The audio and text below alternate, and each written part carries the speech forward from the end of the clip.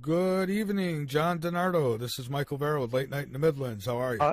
Hi, Michael. I'm fine, and I'm happy to be with you and your audience. I am looking forward to having you here with us tonight. It's always a pleasure, John, and you're coming in nice, loud, and clear. So I appreciate that as well. So, John, I just seen an article where they say that apparently this is from NASA that says that an asteroid's going to have a very, very close flyby on Halloween night. I don't know if that's if you know about that or where you'd like to start, but I thought that'd be a good starting point.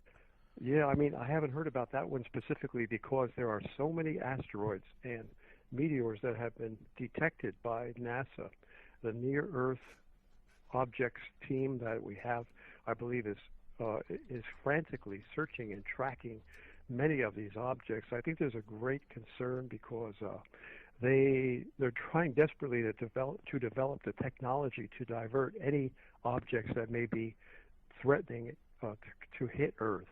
And that's what's going on right now. A lot of it, of course, is all kept secret because they don't want to panic the public.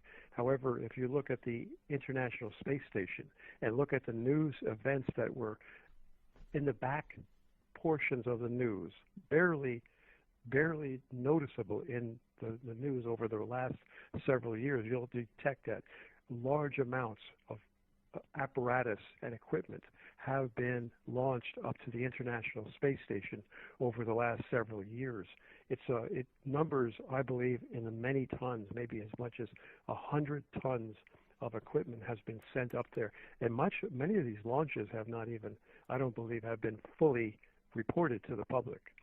So there's a lot of, they're trying to develop, I believe, my suspicion or surmisal based upon what we know to be true and inferences that we can make regarding the space threat of comets and asteroids.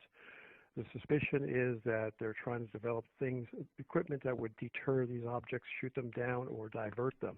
In fact, in many of the science TV broadcasts that we see nowadays on the Science Channel, the Smithsonian Channel, the History 2 Channel, the National Geographic Channel, you'll see reports where they're developing ways to deter these objects that are quite sophisticated, ways that are sophisticated in that, for example, they talk about shooting some reflective paint at some of these asteroids that are threatening Earth so that the sun's light will reflect off of the object, the threatening asteroid, or the sun's light will be absorbed so as to change its energy and thus change its trajectory slightly. And of course, there are many other methods too, pushing them gravitationally, putting out a gravitational probe with a very powerful magnetic field that would also affect the asteroid, because asteroids probably have magnetic metals in them. So there's a great concern over the threats. Yes, indeed. There have been meteor strikes, the most infamous of which is the February 2013 meteor strike in Chelyabinsk, Russia, that caused great destruction and much injury and loss of life, I believe. We all remember that. And there were a number of other objects that accompanied that meteor. Incidentally, that meteor was in a gang of gravitationally captured objects from an asteroid that was passing on the very same day. And they never told us that, they said, well, it's a coincidence that this near-Earth asteroid just barely missed Earth on the same day that a meteor struck Russia and caused destruction. Well, obviously, that was not a coincidence, not a random coincidence. That meteor and others gravitationally captured by the meteor were part of like basically a celestial shotgun blast that hit Earth. Some of the objects there were some impacts around Cuba, as I recall, too. So, yes, we're getting more meteor strikes this year. I had posted information that was completely covered up by the American press, and also, I believe, by the European press. The only way I was able to verify it was through an Italian newspaper report, and also I was fortunate enough to find a video documentary, a video report done by Iranian journalists in Iran where the meteors had actually struck. And I have actually posted that. I still have the link in one of the emails that I posted to many reporters showing the actual interview where the Iranian journalists went out into the countryside and spoke with the farmers who lived in an area that was struck by several meteorites, and they actually pulled the meteor out of the ground and showed the reporter, and they held it right up to the camera. That's on YouTube. That's documented. Why did the U.S. government totally cover that up? And there was reports in the American press saying that this was a hoax. There was no meteor strike. Why would they go out of their way to deny something unless it was true? And that reminds me of the big threat, the big celestial object, Planet X. Why would the government go out of their way to have NASA hacks and mouthpieces tell us that Planet X doesn't exist, and it's a lot of hysteria. It's put out by conspiracy theorists.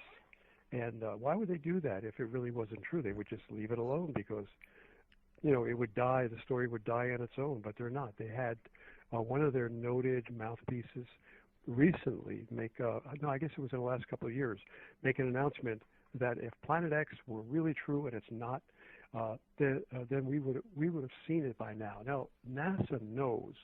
They've even reported in their newspaper articles going back a third of a century ago. They know that this object cannot be seen with conventional light sources, and it can only be seen with infrared telemetry. And in fact, they launched their infrared astronomical satellite in 1983 and actually discovered it because they knew that this object was an infrared light emitting object. So they're lying to us right there when they told us just a few years ago. It was a NASA public announcement stating that if Planet X were coming, we would have seen it by now. And you know what I wonder, John, and you know how I'm kind of on the fence. It's like I know there's something out there. I just never could tell anybody where. But I had Coast to Coast AM's science advisor on, Bob Zimmerman, and he kind of laughed at the notion and said that there's absolutely nothing out there. Now I would ask, why did guys like this who have the credentials they do, how come they are they all being silenced? Somebody got to them, yeah. Because give me his quote again. What did he say? Well, I don't know his exact quote. Paraphrasing. But he says that it's just there's no scientific evidence whatsoever of anything such as Planet X. He said there's no threat at all out there. Right there, it tells me that there's deception, because if he were really being scientifically honest, and we know he has studied the subject, he would have said yes. There is a history of detecting a gravitational body out beyond Pluto, but still gravitationally attracted by our sun, close enough, 5 billion miles away to be exact. Back in 1983, it was estimated to be 5 billion miles away based upon the size that they had computed. You see, the masses, to determine the distance away, they had to know the mass of it when they sent up a probe in 1978 called the Pioneer 10 space probe, which was designed to detect a gravitational pull on the space probe from this body, which they had calculated was out there. And so they have to know the mass of it. So assuming that it was as large as their scientists, the greatest scientists of the day of 1983 said, they believed that it's a brown dwarf star. Now, by definition, a brown dwarf star is the minimum, puniest brown dwarf star is about 3 Jupiter masses. Whew. Now, the mass of Jupiter is scientifically proven to be 318 Earth masses. So when you get an object that is at least the size of 3 Jupiter masses, that's 3 times 318 Earths. You're getting close to 1,000 Earth masses. So with a mass that great, as you know, mass is directly proportional to the gravitational force of attraction exerted by that mass. So as this object comes in, because it's being drawn in by our sun is much, much more massive than this object. So our sun is like the anchor man. It's not going to move. The sun is going to move this brown dwarf star. because the sun is scientifically proven to be 1/3 of a million Earth masses. Nearly 1/3 of a million Earth masses. That's a lot more than 1,000 Earth masses, which is the estimated size of this incoming dwarf star. Right. So the sun is pulling it in. It's by basic physics, there's no way to escape the reality that when an object is falling, this object is falling, literally falling into the sun. I mean, just as a meteor gets close to Earth, gets within Earth's gravitational field, that meteor is inexorably pulled toward the Earth by Earth's gravitational force field. There's no way that meteor can escape unless it has enough tangential momentum to overcome the pull, gravitational force of the Earth. However, this object is being pulled pretty much in a straight line. It's not really a straight line. It's a very highly elongated elliptical orbit. But for all intents and purposes, it's not tangential to the sun, such as our planets are. That's why our planets do not fall into the sun. Jupiter doesn't fall into the sun. Earth doesn't fall into the sun, because they're in a revolution around the sun, and a centrifugal force, the outward pulling force, centrifugal force of the Earth keeps it from falling into the sun. Likewise, the centrifugal force of Jupiter and Mars and all the other planets revolving around the sun prevent them from being pulled into the sun. So there's a very delicate balance between the sun's pull on Earth and Earth's centrifugal force, which keeps it in its proper orbit, where and it's amazing. You have to realize that there must be some great being, some entity who created all this, because it's much more than coincidence that we are in an orbit that is just right for human life to survive. And John, do you think this is why they sent the probe out towards Pluto? Are they trying to see what's yanking on everything out there? Yes, I have the article. In fact, they come out and stated back then in 1968 they were not secretive, because they were the National Security Agency had not really grabbed control of them, and they were not really concerned too much, because the NSA really didn't understand the great public concern that would result from the knowledge of this object. So therefore, they were pretty free in their information back then. That's why you have to go back to the old reports, and I've got a big folder here. I've got all kinds of books on Planet X in front of me. It's just amazing. I don't know where to begin. Wherever you'd like. But I'm going through my reports, and I do have here the New York Times. I went to my county library and went through a lot of trouble to photocopy from the microfilm archives reports, and I've got it right here. I think I've got this. I've got to really post this on my Facebook page and send it out to a lot of people, such as you. But I've got the New York Times report photocopy. It's pretty clear, too, from the microfilm library. June 19th, 1982, New York Times. I'm going to read subject: spacecraft may detect mystery body in space. This is June 19th, 1982. Sunnyvale, California. A pair of American spacecraft may help scientists detect what could be a 10th planet or a giant object billions of miles away, the National Aeronautics and Space Administration said Thursday. Scientists at the space agency's Ames Research Center said the two spacecraft, Pioneers 10 and 11, which are already farther into space than any other man-made objects, might add to knowledge of a mysterious object believed to be beyond the solar system's outermost known planets. The space agency said that persistent irregularities in the orbits of Uranus and Neptune suggest some kind of mystery object is really there, unquote, with its distance depending on what it is.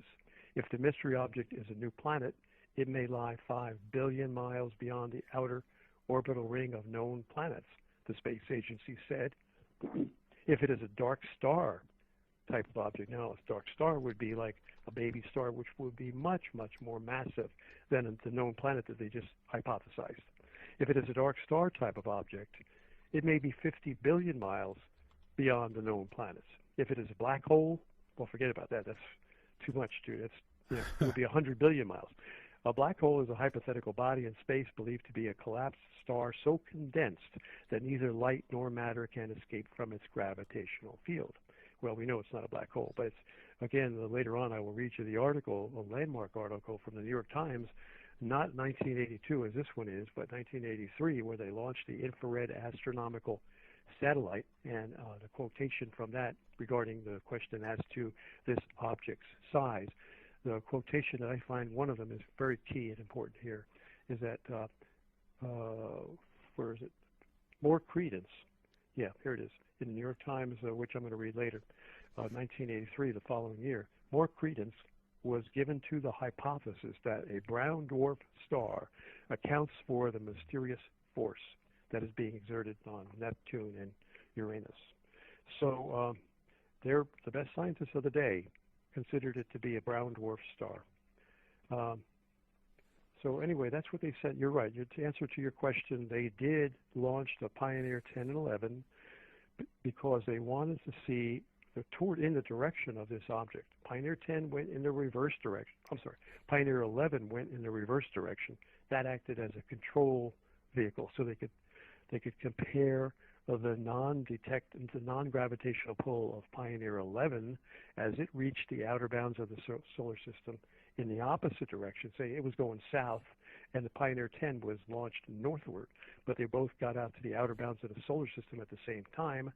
So forget about 11. Pioneer 11 was simply a control object to make so they could compare the non-gravitational pull with the gravitational pull. Well, when Pioneer 10 got to where their calculations told them this object was located, I believe they detected a gravitational pull on the Pioneer 10. And I remember reading somewhere, I'm trying to remember the source, but in fact it's somebody who had with background knowledge in the space agency said that they did detect a gravitational pull. So the Pioneer 10 was the first indication that it was there.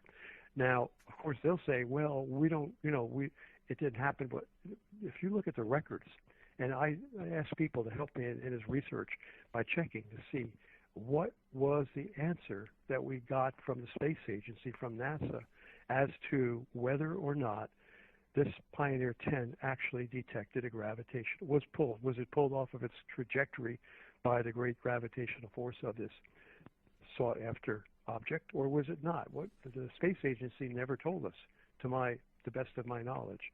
But again, as I said, some space researchers who have gotten inside knowledge said they detected a gravitational pull on Pioneer 10. Now, here's more evidence that there was to indicate that indeed there was a gravitational pull on the Pioneer 10 space probe by Planet X. And that indication is that they later, the very next year, I just read you a 1982, June 1982 report. A few months later, January 1983, NASA launched the infrared astronomical satellite to detect Planet X. So they had it on the headlines of the newspaper. I mean, they were proudly declaring that they were seeking it. This was before they were muzzled by NASA.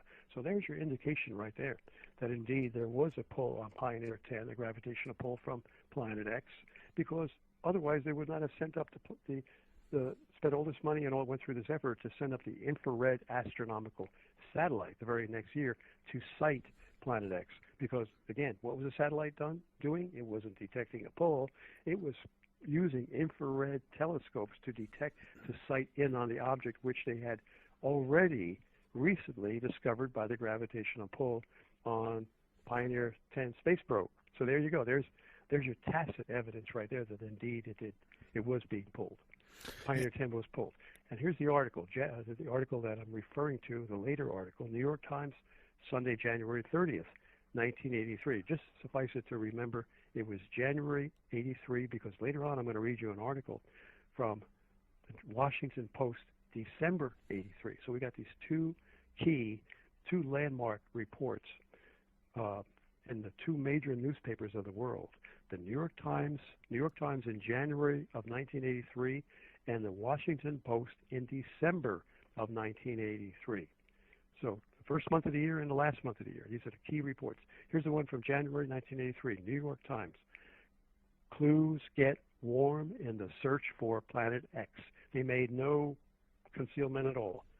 They were proud to state to the world that the scientists and the astronomers of NASA were proud to state to the entire world through the New York Times that they were searching for Planet X. Quote, by John Noble Wilford, New York Times, something out there beyond the farthest reaches of the known solar system seems to be tugging at Uranus and Neptune. Some gravitational force keeps perturbing the two giant planets, causing irregularities in their orbits.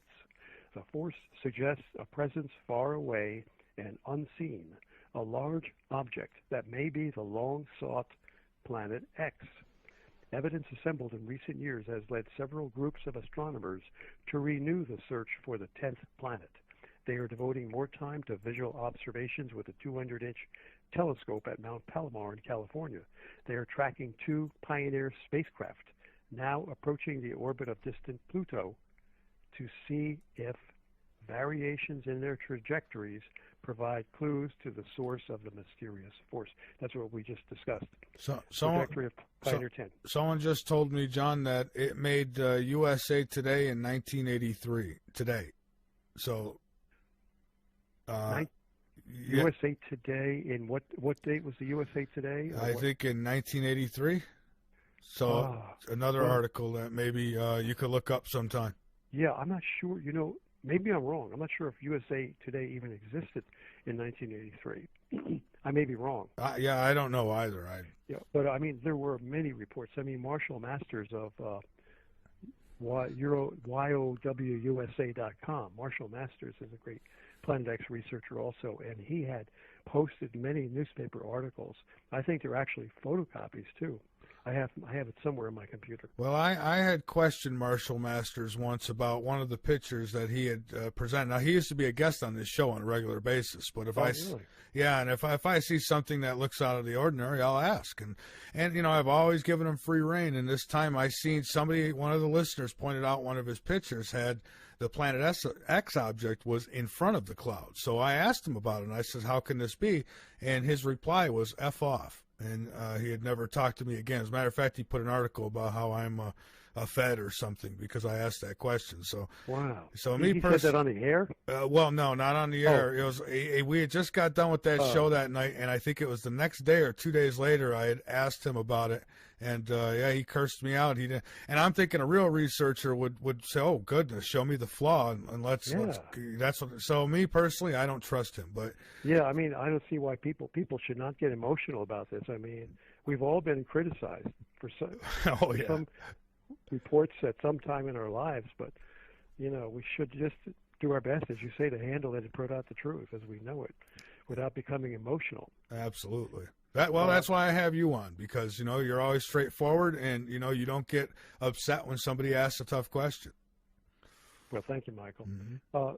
You know, so anyway, in this article here, I'll try to cut out some of it because it is a very lengthy article, but it's a landmark article from the New York Times.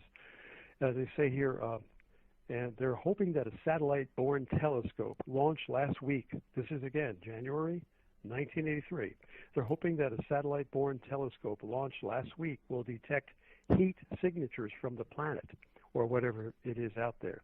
The Infrared Astronomical Satellite, IRAS, was boosted into a 560-mile-high polar orbit Tuesday night from Vandenberg Air Force Base, California.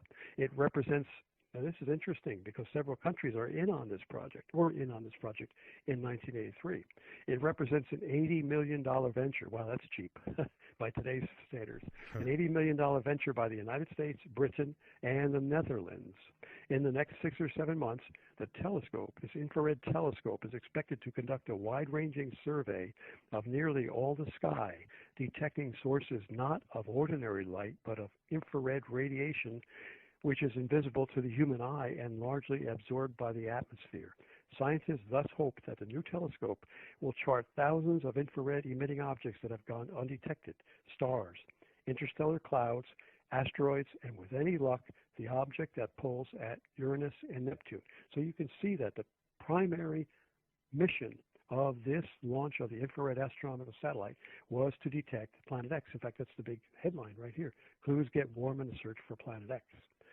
And they go on to say, and I'll try to condense some of this information for the sake of brevity. They go on to say that there was in 1930 they were looking for Planet X. Excuse me. The great astronomer Percival Lowell, Lowell, had constructed. These are my words now. I'm not reading. Had constructed the Lowell Observatory in Arizona, where the skies are clear, to try to detect Planet X. This was his life's mission, Percival Lowell. And in what they found, his chief astronomer named Clyde Tombaugh, later on in 1930, discovered Pluto while in the process of trying to initially trying to discover Planet X. That's why in around the year 1900, Percival Lowell constructed the Lowell Observatory. And so it's been sought. This object, Planet X, has been sought for not only 100 years, not only since 1900, but since around 1830, when, according to this article, a very well documented New York Times article, I guess I'll read it here. I'll read the rest of it.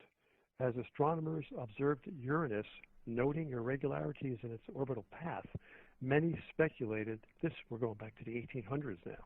As astronomers observed Uranus, noting irregularities in its orbital path, many speculated that they were witnessing the gravitational pull of an unknown planet. So began the first planetary search based on astronomers' predictions, which ended in the 1840s with the discovery of Neptune, almost simultaneously by English, French, and German astronomers. But Neptune was not massive enough to account entirely for the orbital behavior of Uranus. Indeed, Neptune itself seemed to be affected by its still more remote planet. In the late 19th century, two American astronomers, William Pickering and Percival Lowell, predicted the size and approximate location of this trans-Neptunian body, which Lowell called Planet X. Years later, Pluto was detected by Clyde Tombaugh, working at the Lowell Observatory in Arizona. Well, anyway, I'll try to cut out a little bit more. Okay. Recent calculations by the United States Naval Observatory have confirmed the orbital perturbation exhibited by Uranus and Neptune, which Dr. Thomas Van Flandern, an astronomer at the observatory, says could be explained by, quote, a single undiscovered planet. Recent calculations by the United States Naval Observatory have confirmed the orbital perturbation exhibited by Uranus and Neptune. So Thomas Van Flandern, great astronomer at the U.S. Naval Observatory, and his chief astronomer, who was Dr. Robert S. Harrington, both of them confirmed that indeed, these two planets, Uranus and Neptune, these gas giants, were being pulled out of their orbit at a particular point in their revolution around the sun. And there's only one thing that could pull them out, and that is a huge gravitational body. Again, it goes on to say that Dr. Van Flandern and his colleague, Dr. Robert Harrington, calculate that this 10th planet should be 2 to 5 times more massive than Earth and have a highly elliptical orbit. And that's what we talked about. Highly elliptical orbit that takes it some 5 billion miles beyond that of Pluto. Now this I find to be the most important comment in the entire article. It takes this object 5 billion miles beyond that of Pluto, hardly next door, but still within the gravitational influence of the sun. That means that even though this large round dwarf star is 5 billion miles out, it's still within the gravitational pull of the sun, which means it is bound to be pulled in. There's no way it can escape unless it's on a tangential orbit, which it was not. And if it was, just think about it. Suppose it was orbiting around the sun all these years. It would have been discovered. Because, look, they discovered Pluto. Tiny little Pluto, which is, a little bit bigger than our moon. Right, and it was also close enough that, light reflected off it, and I think, that's why we were able to see it, right? So that's my thing has been, if this thing is close enough, if it's anywhere near the distance of Pluto, then we should be able to detect it, right? Right, especially with our sophisticated infrared telescopes, which they had a third of a century ago, the infrared astronomical satellites. So just imagine what they have today. They've got in fact, they have launched so many space telescopes, and you wonder why. Is it because of scientific curiosity? It goes beyond that. They're searching for this object which threatens Earth, threatens all life on Earth. That's what they're really concerned about. I mean, if, that's scientific curiosity is important, but it's not the primary reason why they've launched so many space telescopes. One of which is the Chandra, Chandra, X-ray satellite observatory, Chandra X-ray satellite observatory, which is also able to detect this object, I believe. Now where do I go from here? There's so much. I know that there's also satellites that are on the moon. I read where China actually has a satellite pitched on the moon. So, you know, and they say it's great because there's no atmosphere, so they're able to see. That makes a lot of sense. Yeah. That I'm sure they would have a satellite out there on the moon. There's things that they're not even telling us about. You know, you've probably done stories on Mars and everything. Oh, yeah. But it's just, right, the secrets of Mars, and now they're beginning to unveil some of it publicly. So, you know, they're admitting that they've been lying to us all these decades. I mean, in so many areas they've been lying. There's an astronomer, not an astronomer, but an astronaut. I'm trying to remember his name. Bob Dean. One of them is Bob Dean. And I think he was interviewed by, are you familiar with the Project Camelot? Oh, yeah. Yes, I am. Okay, they've interviewed this astronomer. I've got to go find that. I'm glad as we talk, you know, we dredge up memories that we had that are sort of, you know, never at the top of our mind, but as you talk, they emerge. And I remember that recently. I've got to get that interview. It's on the internet. I've got to download it with Terry Cassidy of Project Camelot and Bob Dean, and I think it might be another astronaut, I forget his name, that she interviewed with. It's very key because he talks about Planet X, and he's got inside information. He was a NASA astronaut, and I'm surprised he's still alive, that they haven't taken him out, because he shouldn't be talking about this stuff, you know. But I think he talks about Planet X, and that is a key source of information. Well, anyway, I'll just finish up this article real quickly. Okay.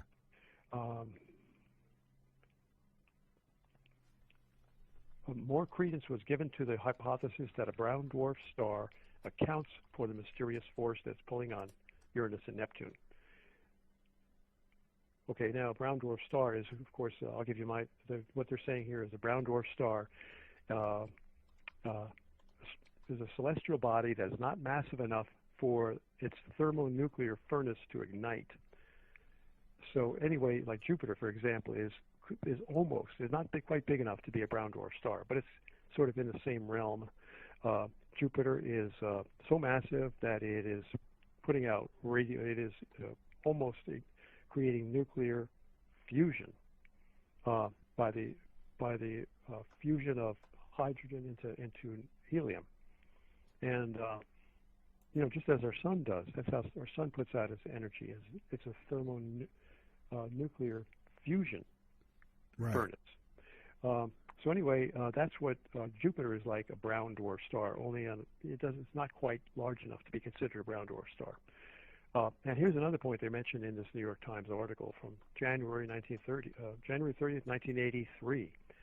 Quote: "Most stars are paired, so it is not unreasonable to suggest that the sun." This is something they never really tell you about anymore. They've covered this up. They're telling us that it's likely here, not unreasonable, to suggest that the sun has a dim companion, because even back then, a third of a century ago, they knew that, quote, "most stars are paired, come in pairs." And so our sun probably has a companion sun somewhere, a dim sun. Well, it turns out that it's a dead sun, but it's still there. It still has its mass. Even though it's dead, its mass is still great enough to pull Planet X back and forth.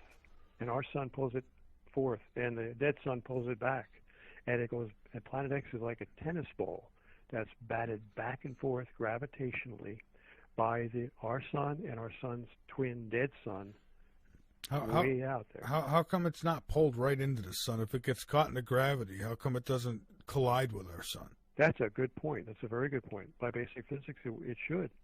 However, well, there's things that we know from history, ancient history, that this planet has come in the past a number of times, and it never hit the sun, but it looped around the sun. You see, there's something, and again, very few Planet X researchers out there are highly educated scientists that I know of. I have a bachelor's degree in science education, and I can tell you that from what I can surmise, first of all, we know that our sun has a powerful electromagnetic field. and it puts out, it's called the interplanetary magnetic field. It's sort of like waves. It puts out waves of electromagnetic energy. And this brown dwarf star also has an electromagnetic field, just as Jupiter has an electromagnetic field. These are powerful fields. And when two electromagnets begin to get close to one another, it could be through God's reckoning or God's divine ordainment. But two magnetic fields can either attract or repel one another. And by the direction of the magnetic field and the incoming direction of this object, it must repel the sun's magnetic field, and this planet X's magnetic field must be mutually repulsive rather than mutually attractive. That's the only thing I can figure. So we're dealing with a magnetic force also. When this object, for example, when this object passes by Earth, this is basic physics now. Not only will it have a gravitational pull on Earth, but its magnetic field is also going to influence Earth in a destructive way. So realize that we're dealing with magnetics, and that's probably the reason why two repelling magnets, the sun and this incoming planet X, cause it to loop around the sun. Now we know from ancient history that has done exactly that, because I can remind me, I want to get back to what it will do to the Earth, because there's prophecy. Okay. There's so much prophecy I wanted to talk about, and that is, remind me about the little girls from Garabandal, Spain. Have you ever heard that? True story. No. Of the little girls from Garabandal, Spain, who in 1964, they were out in the field picking apples. It was a bright sunny day, no clouds, and all of a sudden there was a loud boom, and an angel of God came, and they fell into a trance. They dropped to their knees with great impact, but yet there was no damage to their knees. And they came back yelling and screaming to their mothers that the angel had spoken to them. Well, I guess I'll continue with this story. And this is well documented. I mean, we have films. I've got the films of it, of the Garabandal, Spain, where the villagers in that town actually took films of the two girls when they were in these trances. They went into these trances many times. And it was an angel of God, they claimed, that spoke to them and told them things. I didn't get the whole story because I haven't researched it. But there's a wonderful documentary done by ABC TV back in 1994, 95. I have it on videotape. I converted it to DVD and put parts of it on my YouTube channel. I've got to put the rest of it on the YouTube channel. I consider it a classic. In that video documentary, they talked about basically the end of the world and the ominous signs that Earth was headed for great geological disasters. And they went into a lot of prophecy. Much of it was from the Bible. Some of it was from the Third Secret of Fatima. And some of it was from the girls, Sisters of Garabandal.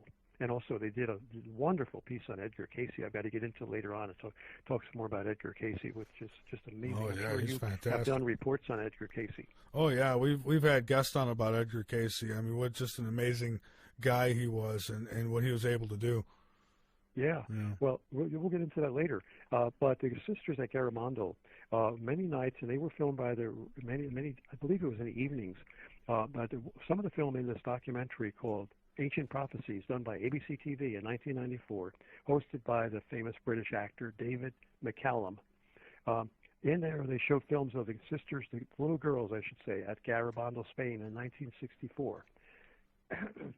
And when they would go into what they called ecstasy, the girls' eyes would roll up, and you see their eyeballs at the top of their eyelids, and they were in a trance, just much like Edgar Cayce's hypnotic trance, because they were being spoken to by angels.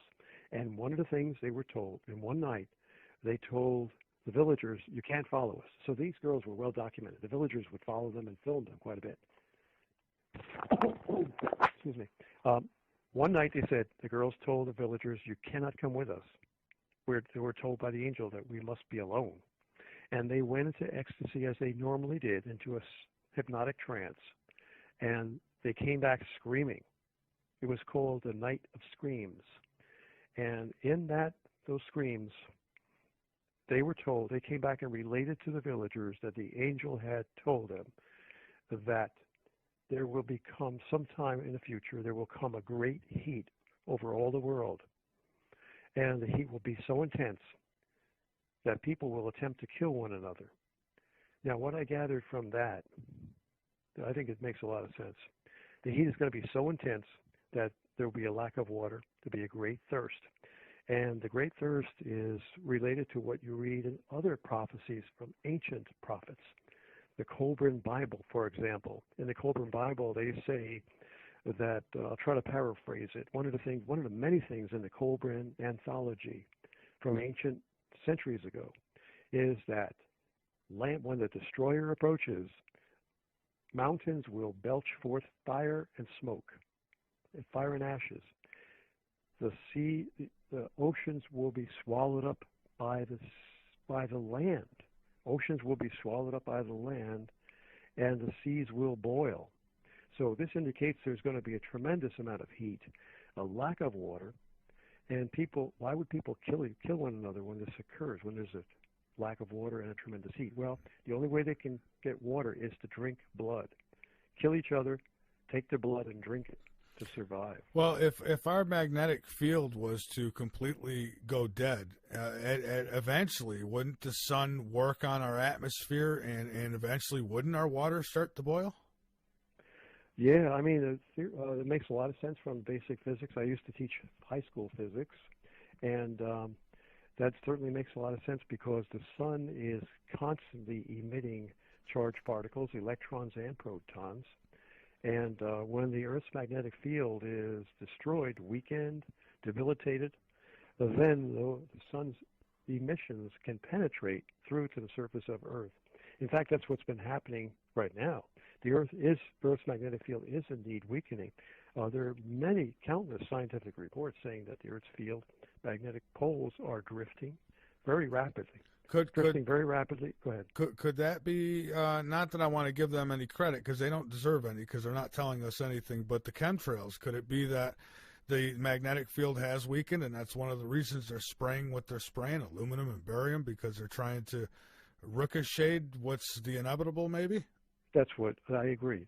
That's always what I've always believed. And people, and I'm a conspiracy theorist myself, and I know they definitely the power elite would try to harm us with chemtrails, and that may be one of their purposes, to harm the population with chemtrails. I'm sure it is because I've seen a lot of reports as to the variety of very nasty compositions that are being sprayed into the atmosphere that seem to have nothing to do with blocking out the sun, but everything to do with poisoning the human race. Well, that is true. That they're trying to hurt us. But I agree. I think one of the main reasons for putting the chemtrails is to block out the sun, and I'll give you my indications as to why. But go ahead, tell me. I was just going to say, our friend, the Coast to Coast science advisor, also said the chemtrails aren't real either. But I'll just leave that there. So there you go. So what he told you can just assume that a liar will lie. The opposite of what he says is true. So if he says there's no Planet X, then he knows that there really is a Planet X. Well, he should know. Yeah, if that's what I'm saying. But when he hit the chemtrails, that's kind. I'm sorry. Anybody? Yeah, when he told you that lie, then you know that the other thing about Planet X was a lie. There's no Planet X. When somebody tells me that chemtrails aren't real, I don't care who you are. You kind of lose a little credibility with me because I'm not stupid. I know what I'm seeing out there. well, yeah, and it's so well documented. I mean, chemtrails have been so thoroughly documented. Yeah. So anyway, but what the great thirst will come. Now, these little girls, were ignorant little girls. They knew nothing about science at all. And yet they said this great thirst will come, and it will be they called it from the Lord's punishment. And so many other prophets have said the same thing, that this is the Lord's punishment. And if you go to the Bible, I mean, not only, I'm talking about prophets like Jim Singer from Canada. Have you ever heard of Jim Singer? I'm sorry. Sounds familiar. He was a Canadian, just a factory manager. He had never thought about prophecy or anything metaphysical or paranormal before in his life. And one time he and his wife did an interview with David McCallum again, who did a follow-up of Ancient Prophecies 2, which I have, and the Ancient Prophecies 2 video documentary. And in that, Jim Singer said, if you were to tell me that I was going to do a prophecy, I'd think you're crazy. I never thought about it in my life. But one day, his wife says they were celebrating his birthday, and all of a sudden he went into a trance. It's really crazy for the first time in his life. And his wife thought he was having a heart attack. And he said he saw a vision of an airplane crash that was in the future. He didn't know where it was, when it was, but it was going to happen in the future. And all he could see was green cornfields, very emerald green cornfields. And in some months later, there was a report in the magazine, the news magazines, about an aircraft that crashed. Now, what God had told Jim Singer in his vision to Jim Singer was that I will make them know my presence and my love.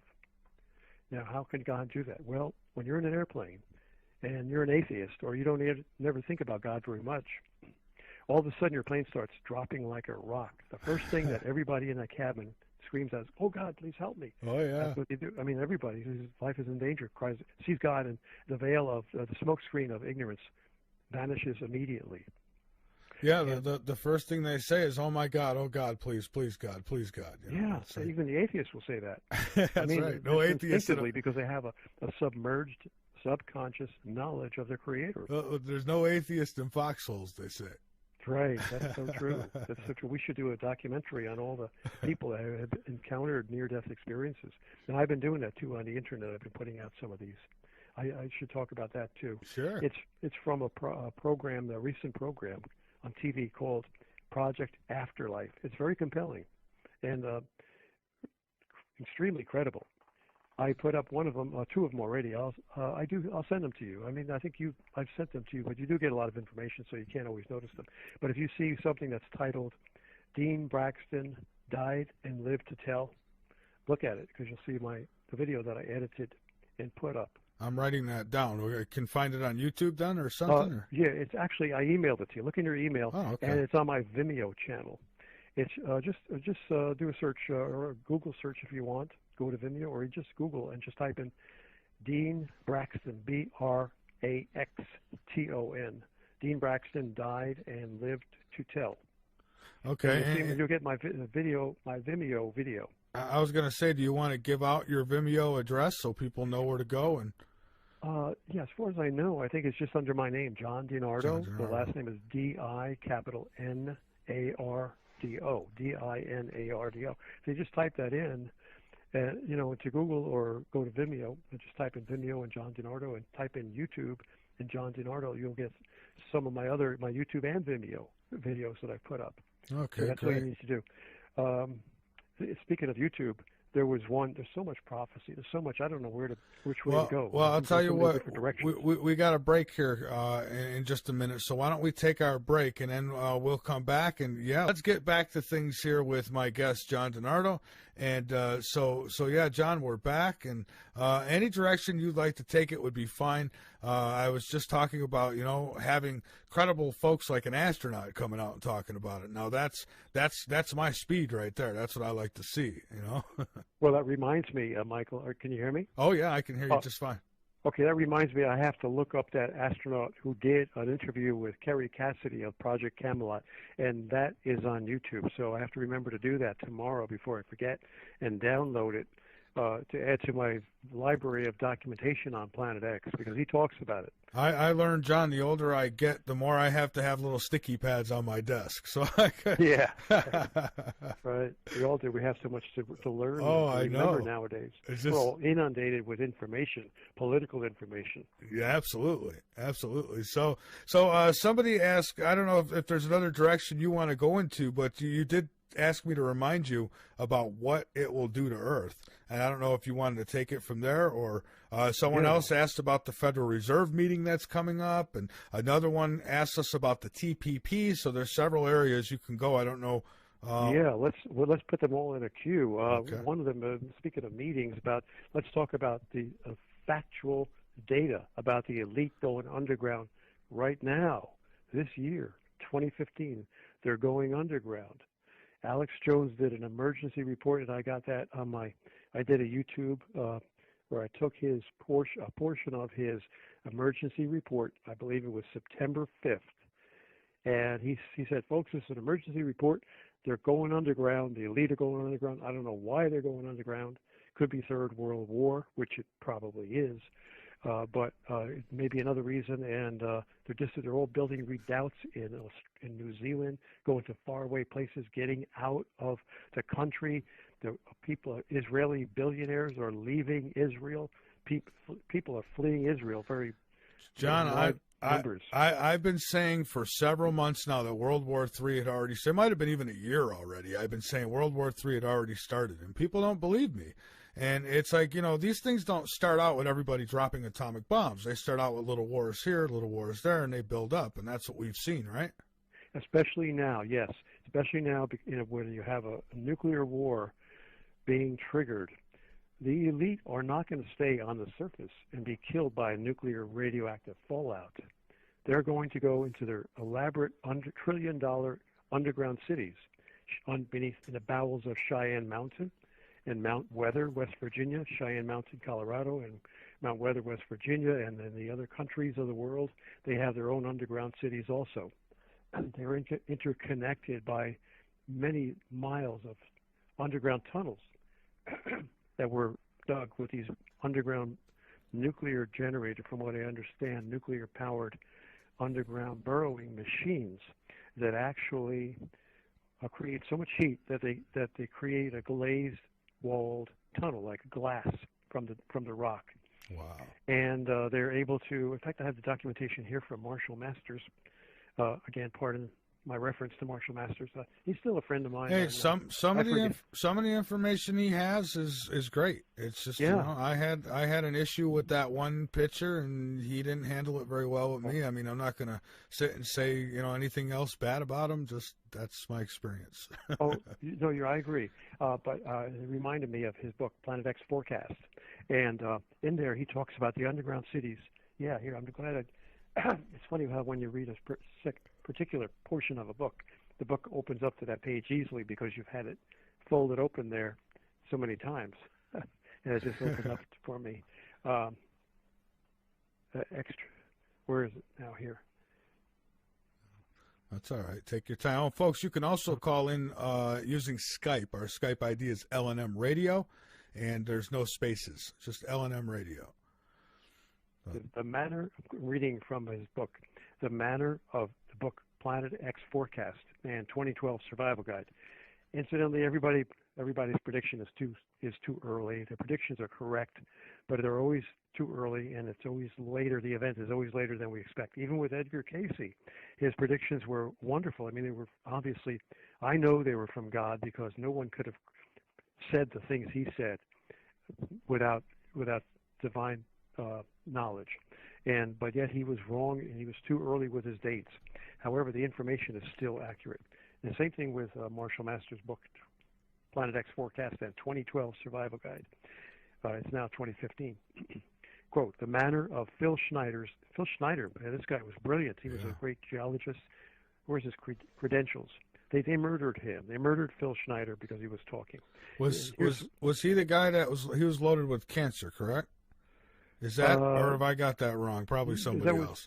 The one was cancer. That was Dr. Harrington. Dr. Harrington, the cancer-sided Dr. Harrington. Just when he was about to reveal his telescopic photographs of Planet X that he had gotten, Dr. Robert S. Harrington, the chief astronomer of the U.S. Naval Observatory, of whom we have just mentioned in a New York Times article from 1983, Dr. Robert S. Harrington, one of the eminent astronomers in the world, went down to one of the U.S. Naval Observatories bases located in Blackbirch, New Zealand, because you have to see this object. It's coming in from the southern skies below the soles of the feet of planet Earth, that is below the South Pole. That's where this object, Dr. Harrington detected this object coming in. He did massive amounts of computer calculations throughout the entire vast skies and narrowed down the location of Planet X to a particular small area of the sky. He spent a lot of time doing these computer calculations. So then he went down there, and of course, in 1983. We know that we just read about the New York Times reported the infrared astronomical satellite was going out to sight in and photograph what they were confident they would find would be Planet X. So Dr. Harrington, even though in 1983 they had already detected it with the infrared astronomical satellite, Dr. Harrington in 1991 went to Black Birch, New Zealand, with an 8-inch telescope. That's not very big, not a very big telescope. So he was confident that this object would be big enough for him to see it. And it must have been an infrared type of telescope too. So anyway, he went down there and he photographed it, and he said he put out a report which is on the internet. It's a NASA document titled "A Search for Planet X," I believe.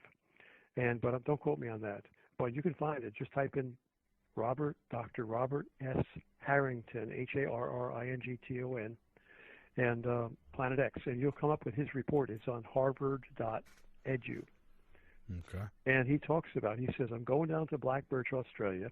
This object is we have no reason to, we have every reason to believe that our calculations are correct, that we know where to look. I'm going to take photographs of this object in New Zealand, and I'm coming back to develop the photographic plates, and I will reveal to the public the findings as to this object and which direction it's moving. And soon after that, he took the pictures in May of 1991, I believe, and in January 1992, he was dead after having cancer for only a couple of weeks. So this is one way they've known how to kill people with cancer for a long time. Yeah. They murdered Mae Brussell, Brussell. She was a wonderful conspiracy researcher. She did many great researches and studies, and I have some of her tapes that she was in California on a broadcast station in California. She was the daughter of a great wealthy department store magnate and department store chain magnate. And her whole dedication was truth. They murdered her by putting radioactive material in her food and getting into her home and putting it into her food in a refrigerator. This is how they murdered Mae Brussell. So they've known how to kill people with cancer. It's not a highly technological science. It's like a virus. I mean, they're able to actually inject cancer cells and give people cancer. And I know we get called conspiracy theorists in some countries. We'd be buried up to our necks for saying that. Yeah, especially in this country. Yeah, that's true.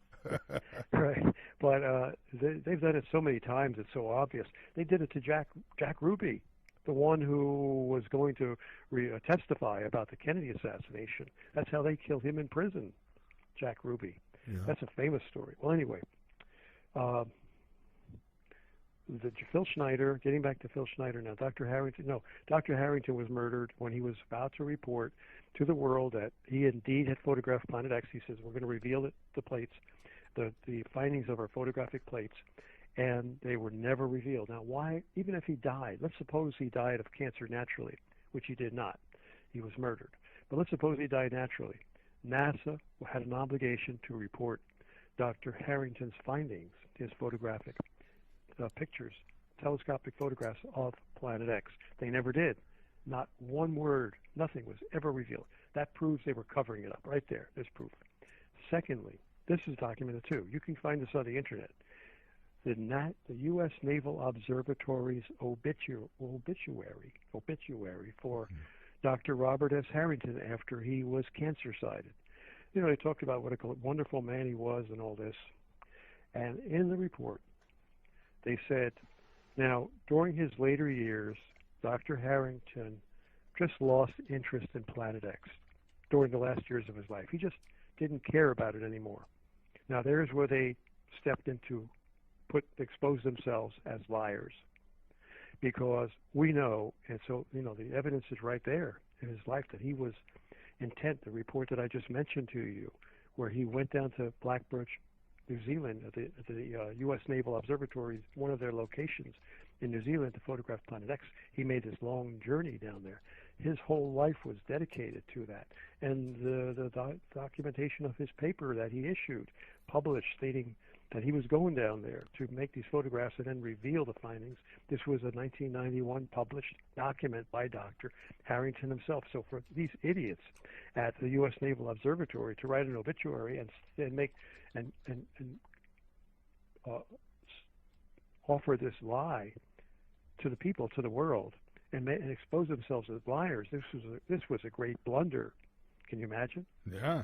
I mean, to say, come out, there's no reason for them to, without any prompting, for them to make the statement that Dr. Harrington had lost all interest in Planet X. I guess they were trying to, I could see where their rationale would be to try to quell any suspicion that Dr. Harrington was murdered, because he went to take these photographs of Planet X, and a few months later, after he was supposed to reveal them to the world, they never got revealed, and he died of cancer. Well, of course, there would be suspicion that he was murdered, so they had to try to come up with something to make it look like, no, he wasn't murdered, he just lost interest in Planet X, and he just died of cancer. Well, there was a big blunder, because now we know that they're lying. He did not lose interest in Planet X. Indeed, he was obsessed with Planet X. So there you go. There's solid evidence that Dr. Harrington was murdered, which is in turn solid evidence that Planet X exists and is indeed heading toward into our solar system. All right, and John, I've got a couple questions from the chat room. I wouldn't mind, and then we'll get right back to what it'll do to Earth and all the other stuff as well. Tomato Picker asks, he says, NASA has stated on November 15th the world will be in a state of darkness for 15 to 30 days. Is he aware of this? And he means you. And I wasn't even aware of this. So. No, I'm not. I'd like to check that out. NASA said that on November 15th, we are going to be in a period of darkness. That's what this person in the chat room is telling me. An eclipse, maybe? Yeah. We should look that up. Yeah, well, Tomato Picker, if you could share a link or anything like that, that would be helpful. And then I'll pass it on to John. Yeah, I mean, it's very possible that they said something like that, because here's an instance where somebody's question triggers memories that are relevant to also to the issue of Planet X, and that is that you probably recall, this is a famous news report going back to May of 2014, May of last year, where the foreign minister of the nation of France stated publicly, alongside John Kerry, that in 500 days, Earth will experience total climate chaos. Those are his words, total climate chaos. This was in May of 2014, and in September, those 500 days that he stated have elapsed.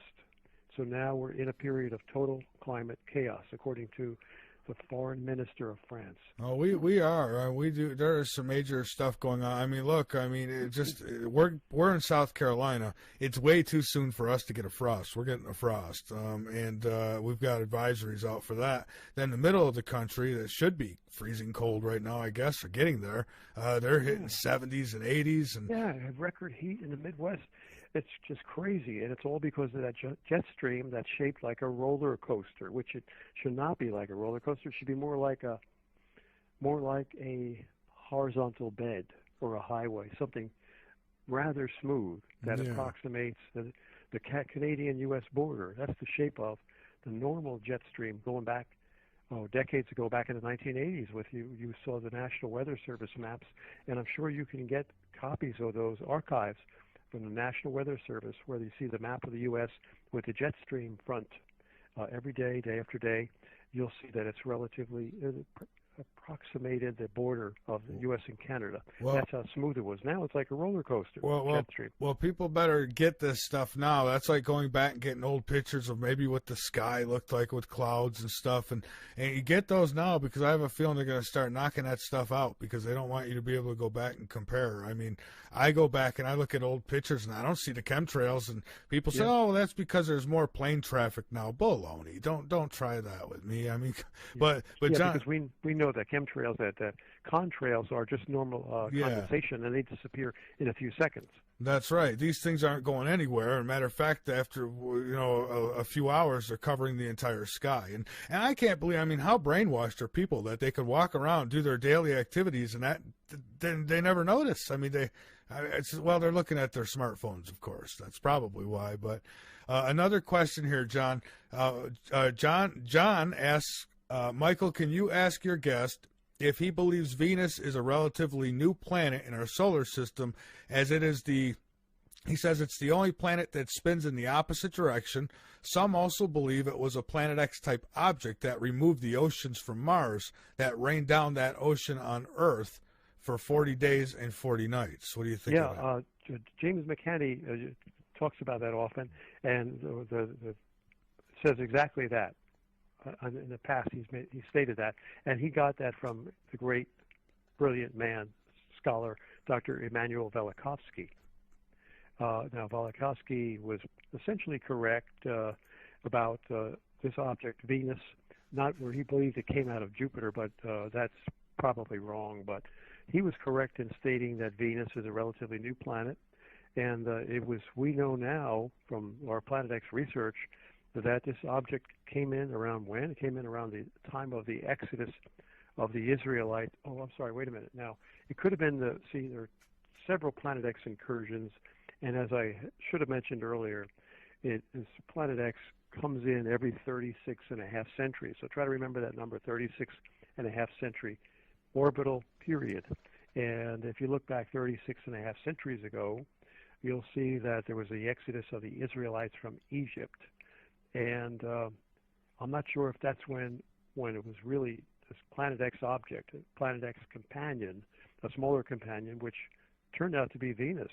Yeah, it was. It was at that time. It was the last incursion, the last orbital incursion, 36 and a half centuries ago. The Israelites were fleeing from Egypt, and God ordained all of these natural disasters to jolt the Egyptian Empire and the great Pharaoh from to break their grip on the Israelites, the bondage of the Israelites as their slaves, and allow them to escape. Now, that not only is documented very well in the Bible, the book of Exodus, but it's also documented in the Ipuwer papyrus. Ipuwer is Ipuwer. He was a man, an Egyptian, who survived in that same period, that same area of Egypt, during the great plagues of Egypt that are described in the book of Exodus. And they said that, there was the destroyer passed over. Now, God stated to Moses in the book of Exodus that I will bring the destroyer to pass over and kill all the firstborn of Egypt, and those who stay in their houses, and to put the blood in the form of a cross, take the blood of the lamb and put it in the form of a cross, essentially, on their doorposts.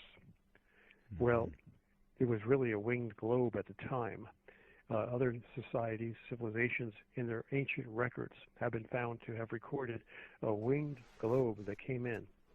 And this is just plasma, electrified plasma that drenches the incoming body as it passes in through the outer heliosphere surrounding that heliospheric plasma. That's electrified particles, plasma surrounding our atmosphere. As it comes in, it electrically sticky plasma engulfs and attaches to the incoming body.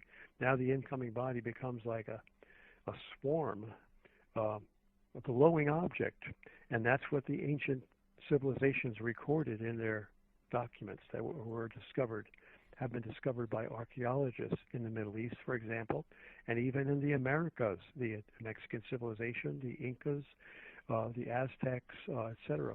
They all described what they saw. It was a glowing winged globe, and that's the plasma interaction. His body is engulfed in plasma. It's being drawn in toward the sun, and the sun is surrounded by a space charge of electrons. And now what you have is a flirtation, an electrical flirtation between the sun and the incoming plasma-drenched body. The plasma surrounding the incoming body is electrically positive in charge. The electrons surrounding the sun are electrically negative in charge. And as we've all learned in our science classes, negative and positive charges attract one another. And that's exactly what happened. The plasma began to be pulled toward the sun, and there was a discharge, a very powerful electrical discharge between the incoming object and the sun. But before it reached the sun, before that electrical discharge occurred, there was solar winds the sun was becoming excited, and it was excited by this incoming electrical body. It was like basically a celestial sexual attraction, you might say, electrically sexual attraction between the sun and the object. And the sun, therefore, consequently started blowing out powerful waves of electrified particles, plasma, most of which are protons, the same charge as that which engulfed the incoming body. Now, these protons interacted with the protons and caused a repulsion force around the incoming plasma-drenched body. Protons repelling protons, and it created an outstretching, laterally spreading wings of plasma. And that's what the ancients saw. The ancient historians recorded seeing a winged globe, a glowing winged globe. And when the object gets close enough to Earth, it begins to discharge some of that plasma down directly. So now you have the outstretched, glowing plasma arms of the winged globe, and now it begins to discharge vertically, and it forms a cross. And this is the cross that the Lord Jesus prophesied you would see in the sky. He says it in the book of Matthew 24, in the New Testament, throughout the New Testament. He says, you will see the sign of the Son of Man. The Lord Jesus called himself the Son of Man. You'll see the sign of the Son of Man coming in the clouds with great power and glory. And what is the sign of Jesus? Well, we all know it's a cross. So you're going to see a glowing cross in the sky as a result of this incoming body. Now, to answer the question, back around 36.5 centuries ago, it was most likely the companion, a smaller companion body to this planet X, which came in and molested planets in our inner solar system, such as Mars. I believe McCanney says that, and Velikovsky, before him, originated that idea by saying that, yes, indeed, the gravitational pull of this incoming body, which later became Venus, this gravitational pull sucked the atmosphere off of Mars. It pulled all the atmosphere off of Mars, and it pulled in so much water. Well, this is going back to another incursion, which would be the Great Flood of Noah's day. But great inundations of water came in a previous Planet X incursion, 36.5 centuries prior to 1650 BC. Not to interrupt, John, but I've had guys like Michael Cremo on, and who has told me that there's been at least 6 that they can see so far. And of course, once they keep digging, they'll probably find more. But 6 cataclysms on this planet that would have been life, altering or life ending, like the flood and things like that. I believe it, definitely. You go back. And again, we've got pretty good scientific information. No, not for me. I think I'm about the only one who has really done a chronological indexing and put all the chronological index marks together that have been proven by science to show that this object comes in every 36.5 centuries.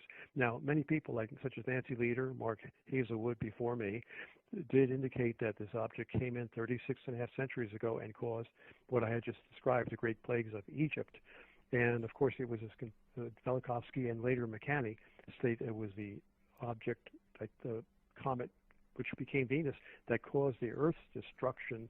But the primary cause of Venus being pulled in, or this object that became Venus, was Planet X, because Planet X is like a gravitational vacuum cleaner. It pulls in all kinds of objects and holds them in its gravitational grip as it comes in from deep space. So that's one of the comets that it pulled in, and yes, it sure looks like that comet then went into orbit around the sun and became Venus. So Venus is probably a fairly new planet, about 36.5 centuries old. Going back now, time indexing is very crucial to proving that Planet X exists and comes in every 36.5 centuries. For example, let's take the very most recent Planet X incursion, 36.5 centuries ago. That was around 1650 BC. Or 1630 BC. That is proven that there was Earth disasters that occurred back then. And the reason we know is that tree rings, if you can go to Wikipedia and look up, tree rings were severely narrowed back around 1630 BC, plus or minus 10 years. Now, tree ring dating is very accurate because you count the tree rings on the petrified trees that our archaeologists discover. And you can pretty accurately, because each tree ring represents 1 year, you can pretty accurately date the time when the tree rings became very narrowed, obviously because of volcanic explosions occurring around the world. And volcanic explosions occur when the Earth's core, Earth's molten outer core and solid metal inner core becomes so hot that you have mantle plumes arising from the Earth's molten outer core. The core is below the mantle. The mantle comprises most of the Earth's mass. Above, outside, and surrounding the molten metal core, outer core of the Earth, and surrounding it is the mantle, which is molten rock and metals and all kinds of other elements. So the mantle begins, the hot molten core gets so hot, and there's so many variables that I'd like to talk about, so I have to touch on them because I don't have enough time. See, my theory is, and that nobody's talking about this, because I'm the only one who has this theory that I know of, and I've been trying to present it to scientists through email. And the theory is this, that Earth's solid metal inner core, which rotates at the center of the Earth, within a cavity of molten metal, which is called a molten outer core. That solid metal inner core within the body of molten metal has been pushed off center. How has it been pushed off center? By chronic solar blasting, hyperactive solar activity, which strikes the Earth's magnetic field. And when these solar winds, which are comprised of electrical particles in motion, any physicist knows that electrical particles in motion, like electrons and protons, when they're traveling in a straight line, they create electromagnetic fields surrounding them, such as sort of like the threads on a screw. And you turn a screw and the screw goes in a linear direction into the wood, but the threads now of the screw are appear to be rotating around the linear line of the screw. So the screw threads are sort of analogous to the magnetic field that's generated coaxially around the electrical particles that are traveling in straight line streams from the sun to the Earth. And those electrical particles hit the Earth's magnetic field, and their streams of electromagnetically generated fields interact with Earth's magnetic field and cause a clashing, a diminution of the diminishing of the Earth's field, because interacting magnetic fields add to and subtract from one another and cause basically a compromise or diminishing of both when they clash. You can see that. So as a result, this electromagnetic energy generated by the streaming electrons and protons from the sun feeds back into the Earth, just like electrical transformer. I mean, I was in electronics for many years, and we know that electromagnetic fields from one winding of a transformer couple back to the adjacent winding of that transformer, even though there's no physical contact.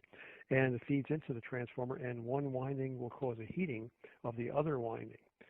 So that's what happens to the planet Earth when these electromagnetic fields generated by the sun's solar blasting clash with Earth's magnetic field, feeds back into the core of the Earth. Because the Earth's magnetic field loops from the center of the Earth all the way around the Earth and outside the Earth, like the skin of an apple might loop around the apple. And now the Earth's core is getting very hot, and electromagnetic fields are the feedback is causing the Earth's center solid metal inner core to be pushed laterally off of its center point. And now Earth's solid metal inner core is beginning to revolve where it never revolved before. It was only rotating at the center point. Now it's revolving and rotating, causing a mixing action, sort of like you're stirring a cup of coffee. If you put the stirrer right in the center of the coffee cup and you put the stirrer between the palms of your hand and rotate the stirrer, there's not much disturbance of that coffee right? It's Right. pretty much level and smooth, and it's only like a circular motion because you're only rotating the stir in the center of the cup. But you take that stir and start moving it around, rotating it, revolving it around inside the cup and toward the outer edges of the cup, you're going to cause turbulence and wave action in that coffee. That's exactly what's happening to the Earth's molten outer core as a result of our Earth's inner core being laterally displaced from its center point, shifted off of center by these magnetic interactions from the sun feeding back to the Earth's core. That's my theory. Nobody else has ever presented that to my knowledge. And what's going to happen now? The Earth's solid metal core is rolling around like a ball inside of a paint spray can. Do you ever shake a paint spray can and that little plastic ball is rattling around in there? Uh-huh. Okay, it's causing turbulence inside of Earth's molten metal core. As a result, you're causing heat friction. Earth's molten core is getting so hot that it's heating up the mantle. Okay, now the mantle is surrounding Earth's molten core like a big glob of pudding. Consider it as chocolate pudding, more or less, surrounding and engulfing the entire molten iron outer core. And that mantle now, what's happening is a lava lamp. Lava lamps are being produced. You've seen a lava lamp? The lava sits at the bottom of the lamp, and when you turn on the light, the heat, what a perfect analogy, the heat from the light bulb gradually warms up the lava until it rises upward in plumes, in long columns, and that's exactly what's happening to Earth. That's how volcanic eruptions occur on the surface. Mantle plumes are rising upward from the heating of the core. Why is the core being heated? Because the sun is chronically blasting out solar energy over a long period of time and feeding it back into Earth's core, constantly pushing on Earth's core, pushing it laterally off center. Now it's really heating up. Not only the magnetic energy from the sun is heating up the Earth, because magnets, I mean, you take a magnet, electromagnetic field, and you put it, if it's strong magnetic field, you can make a piece of metal so hot that you can't even touch it. That's what a magnetic field will do to heat up metal. So imagine the magnetic energy being impinged upon our Earth's magnetic field, feeding back into Earth's core through our Earth's magnetic field, causing the core to heat up. So you have all this, and they're proving it now. Everything I've been talking about for the last 10 years is now being proved by scientists. They're saying, we don't know why. Why is the Earth's core, metal core, heating up, and why? And we're getting so many lava plumes coming up. They're actually called mantle plumes or thermal plumes, and they're rising up through the mantle and causing volcanic eruptions in the oceans. Volcanic eruptions are increasing greatly, and also on land. And as a result, earthquakes always accompany volcanic eruptions because it's common sense. I mean, it's when you have molten material pushing up through the Earth's crust, it's going to break up the crust as well as emerge through volcanic openings. Oh, I know that all too well. Just water pouring through here from the torrential rains we got here in South Carolina took up roads, and I mean deep, just like huge chunks missing, like somebody hit it with a bomb, a missile or something. I mean, it's amazing. So if water can do that, lava's even thicker. So I could imagine what it can do. And it has so much heat energy too. Yeah. And that's what makes it so powerful as it pushes up through Earth's crust, and we're getting more of that. But getting back to, I think I answered the question about Venus being a new planet. And okay, now the time indexing I was talking about before, 36.5 centuries ago, we know absolutely from tree ring count dating and also from the great archaeologically discovered explosion of the Santorini volcanic caldera on the island of Thera in the Aegean Sea, which occurred around that same time, around 1650 BC, agreeing with the dating of the tree rings, where the dating of the tree rings showed that the tree rings worldwide were narrowed. Worldwide, I mean, you can go to Wikipedia and find this out. Tree rings in Britain, in the British Isles, tree rings in the Americas were all narrowed around 36.5 centuries ago. So there you go. And so the Santorini explosion of the volcano of that caldera and many other volcanic explosions occurred around that time, 36.5 centuries ago. Now, that was one Planet X orbit ago. Another previous Planet X orbit ago, let's say was another 36.5 centuries ago, if you do the arithmetic and go back from 1650 BC, where the last incursion occurred, and go back another 36.5 centuries ago, you wind up on 5300 BC, 5300 BC. There are two famous geologists named Pittman and Ryan, Pitman, I believe, and Ryan. You can look them up, those two names. If you just type those two names, Pittman and Ryan, R-Y-A-N, into Google, you'll come up with their discovery of Black Sea research, where they did the Black Sea research and found out that Black Sea was dumped out, became overfilled and flooded vast areas of the area around Turkey, I believe it was. They have done research and dated that Black Sea deluge to around 5300 BC, which they say was the time of the great flood of Noah's day. Well, again, at that time, the incursion of Planet X caused this great flood. It said in the Bible, in the book of Genesis, that the oceans of the deep opened up, the fountains of the deep opened up. Now, we found from the Science Channel, I wanted to broadcast a few years ago, they claim, and others reports from scientists have also verified, that there is at least 3 to 10 times as much water beneath the Earth's crust, beneath the oceans, beneath the crust of the oceans, at least 3 to 10 times as much water beneath the crust of the Earth as there is on the entire Earth itself, including all the oceans and all the rivers and all the lakes. So when this object came by, its gravitational and magnetic forces pulled on the crust and caused it to break open. And according to the Bible, it's correct, scientifically correct. The fountains of the deep opened up and flooded the entire Earth. Now, you probably also had water coming from space too, because these objects pull in water from other planets, or from, as they come in, they suck the atmosphere off of other planets and deliver it to Earth, as the Earth gravitationally attracts some of these comets. But this was the big flood of Noah's day. So there we've got two indexing points, 1650 BC and 1650 BC, the scientifically shown date of the great plagues of Exodus, the book of Exodus, which were also reported by Indians in the American continent, and the Incas, the Aztecs, etc. They reported the same kind of disasters where, great floods occurred, and there was 3 days of darkness where the Earth stood still in its rotation because this passing massive object actually counteracted the force of the sun and the rotational force momentum of the Earth, and slowed the Earth down to a stop, to a point where it stopped. And of course, like a top, when it stops, it topples over. So Earth actually underwent a portion of a partial pole shift at that time. Okay, 1650 BC, go back another 36.5 centuries ago. We just showed Pittman and Ryan's Black Sea experiments or studies showed that the Great Flood occurred then. Now let's go back another 36.5 centuries. That is a third Planet X orbit ago.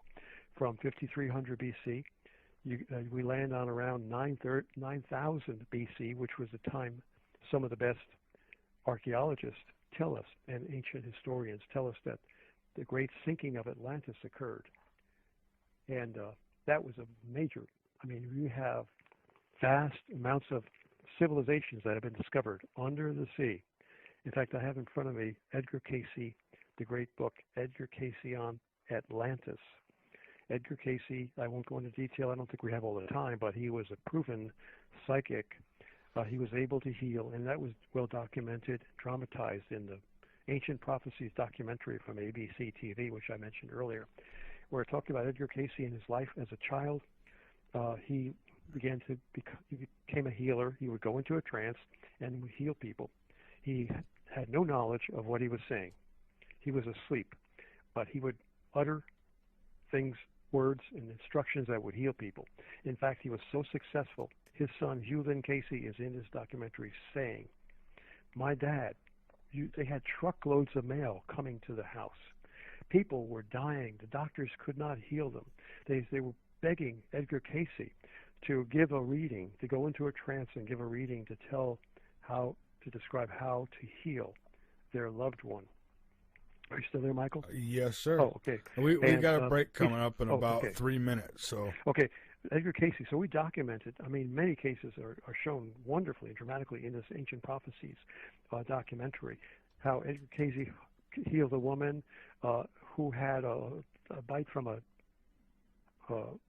brown, what do you call a brown recluse spider. Those are very nasty, poisonous spiders. oh, they are. You could lose your leg from one of those. I know somebody who was bit by one at a seminary I worked at one point, and yeah, she was in bad shape for a while. Skin was turning black and blah.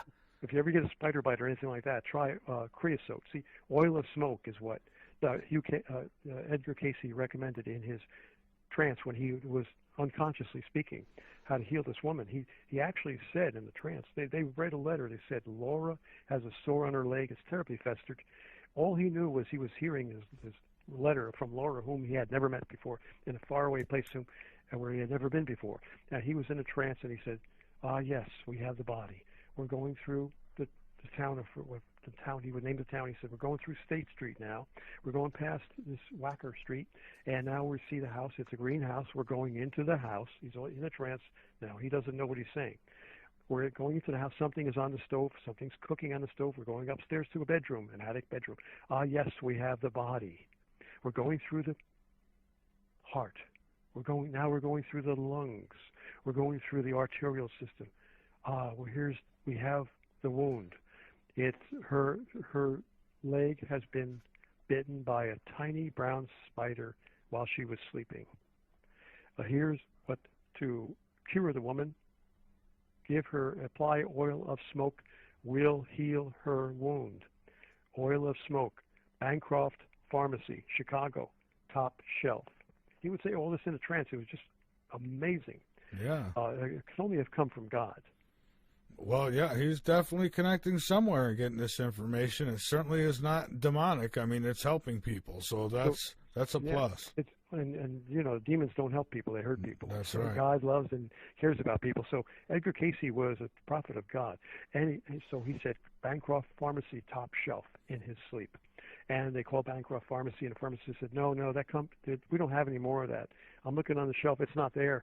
This company went bankrupt around 1910. We don't have their product anymore. So they did another reading, and they told Casey that the pharmacist had said it's not there, and he said, yes, it is. It's behind the blue bottle. So they called up Bancroft Pharmacy, and he looked behind the blue bottle. He said, oh yeah, there's just where you said it is. It's there. We're sending it right away. We're mailing it to you. So this was. Now, I later read that oil smoke is actually creosote, which is a toxic substance that is applied to wood to keep it from rotting, like telephone poles. Mm-hmm. And if you put that on a spider bite, you'll kill the infection. And you know what I found is for spider bites, I was bitten by a spider and also poison ivy, incidentally. This cures poison ivy, and nobody I know of knows of any cure of poison ivy except to suffer. Oh, well, that's horrible. Oil of oregano, pure oil of oregano. It burns a little bit. You put it on, a few drops will cover the area, and then apply it again. And in a few hours, the poison ivy is gone. I mean, It worked for me. But oil of smoke, creosote is what you can't find oil of smoke, but creosote is what it is. And also oil of oregano. Put that on a spider bite, and that could save you from losing a limb. Okay, getting back to, so anyway, we proved that Edgar Casey has a psychic power. In his sleep, he said things like, I'm reading from the book compiled by his son, Hugh Lynn Casey. Edgar Casey on Atlantis, and we don't have time to get into Atlantis. 9,000 BC. Nobody knows anything about Atlantis. But according to Edgar Casey's readings from God, and he couldn't there's no way he could have made this up. He was in a trance. He said they had power plants that were so fabulous. It was like a huge building. And they used these huge crystal, where energy, either light energy or electromagnetic energy, was projected through the top of the building. Sort of like, it looked like an observatory, an astronomical observatory. It had a huge dome that opened up, and it would project this energy. And a lot of people think nowadays that fallen angels may be brought in through portals. As a result of some of these pyramids with the projecting crystals, using crystals or whatever in the pyramids. Who knows what the elite are doing? I don't whether that's related or not to Edgar Cayce, but Edgar Cayce said that back in the days of Atlantis, before Atlantis sunk beneath the sea, they were actually projecting this powerful energy through the air, not using telephone lines as we use today, but they were powering cars and boats and airplanes with this energy produced in these power plants, radiated through large crystals, but that's an incidental point to the sinking of Atlantis. What he talks about in the end of the book and some of his readings on page 158, as I recall. I'm going to read to you. These are some of the things Edgar Cayce said in the trance, in addition to the healing. We have a break? Yeah, we got to take our break, John, so hold on right there, and then we'll pick back up on Cayce, because I have a question from the chat to throw at you about Cayce as well, and that's whether you thought he was a prophet or not. We'll get to that when we come back. John DiNardo is my guest, folks. We're back, and so it was Edgar Cayce a prophet before you read that? Oh, yes, he was a well-known and prophet. His name was typically, they called him the sleeping prophet, and his literally thousands of superhuman predictions that healed people beyond the knowledge of anything that modern medicine could do. His thousands of readings in a trance-like state that healed people were unable to be healed by the medicine, the doctors of the day, prove that Edgar Cayce had supernatural information coming to him while he was in a trance. He was one of the greatest prophets in history. So we've established that his credibility as a prophet. Now, to carry that further, to establish the credibility of these statements that I'm going to read to you about Earth changes, I'll read them to you now from the book Edgar Cayce on Atlantis. Here are the readings that he made that he had done in a trance. One of them, this one comes from 1934. Quote, "As to the changes, physical," again, his speech is very stilted and convoluted because he's in a trance.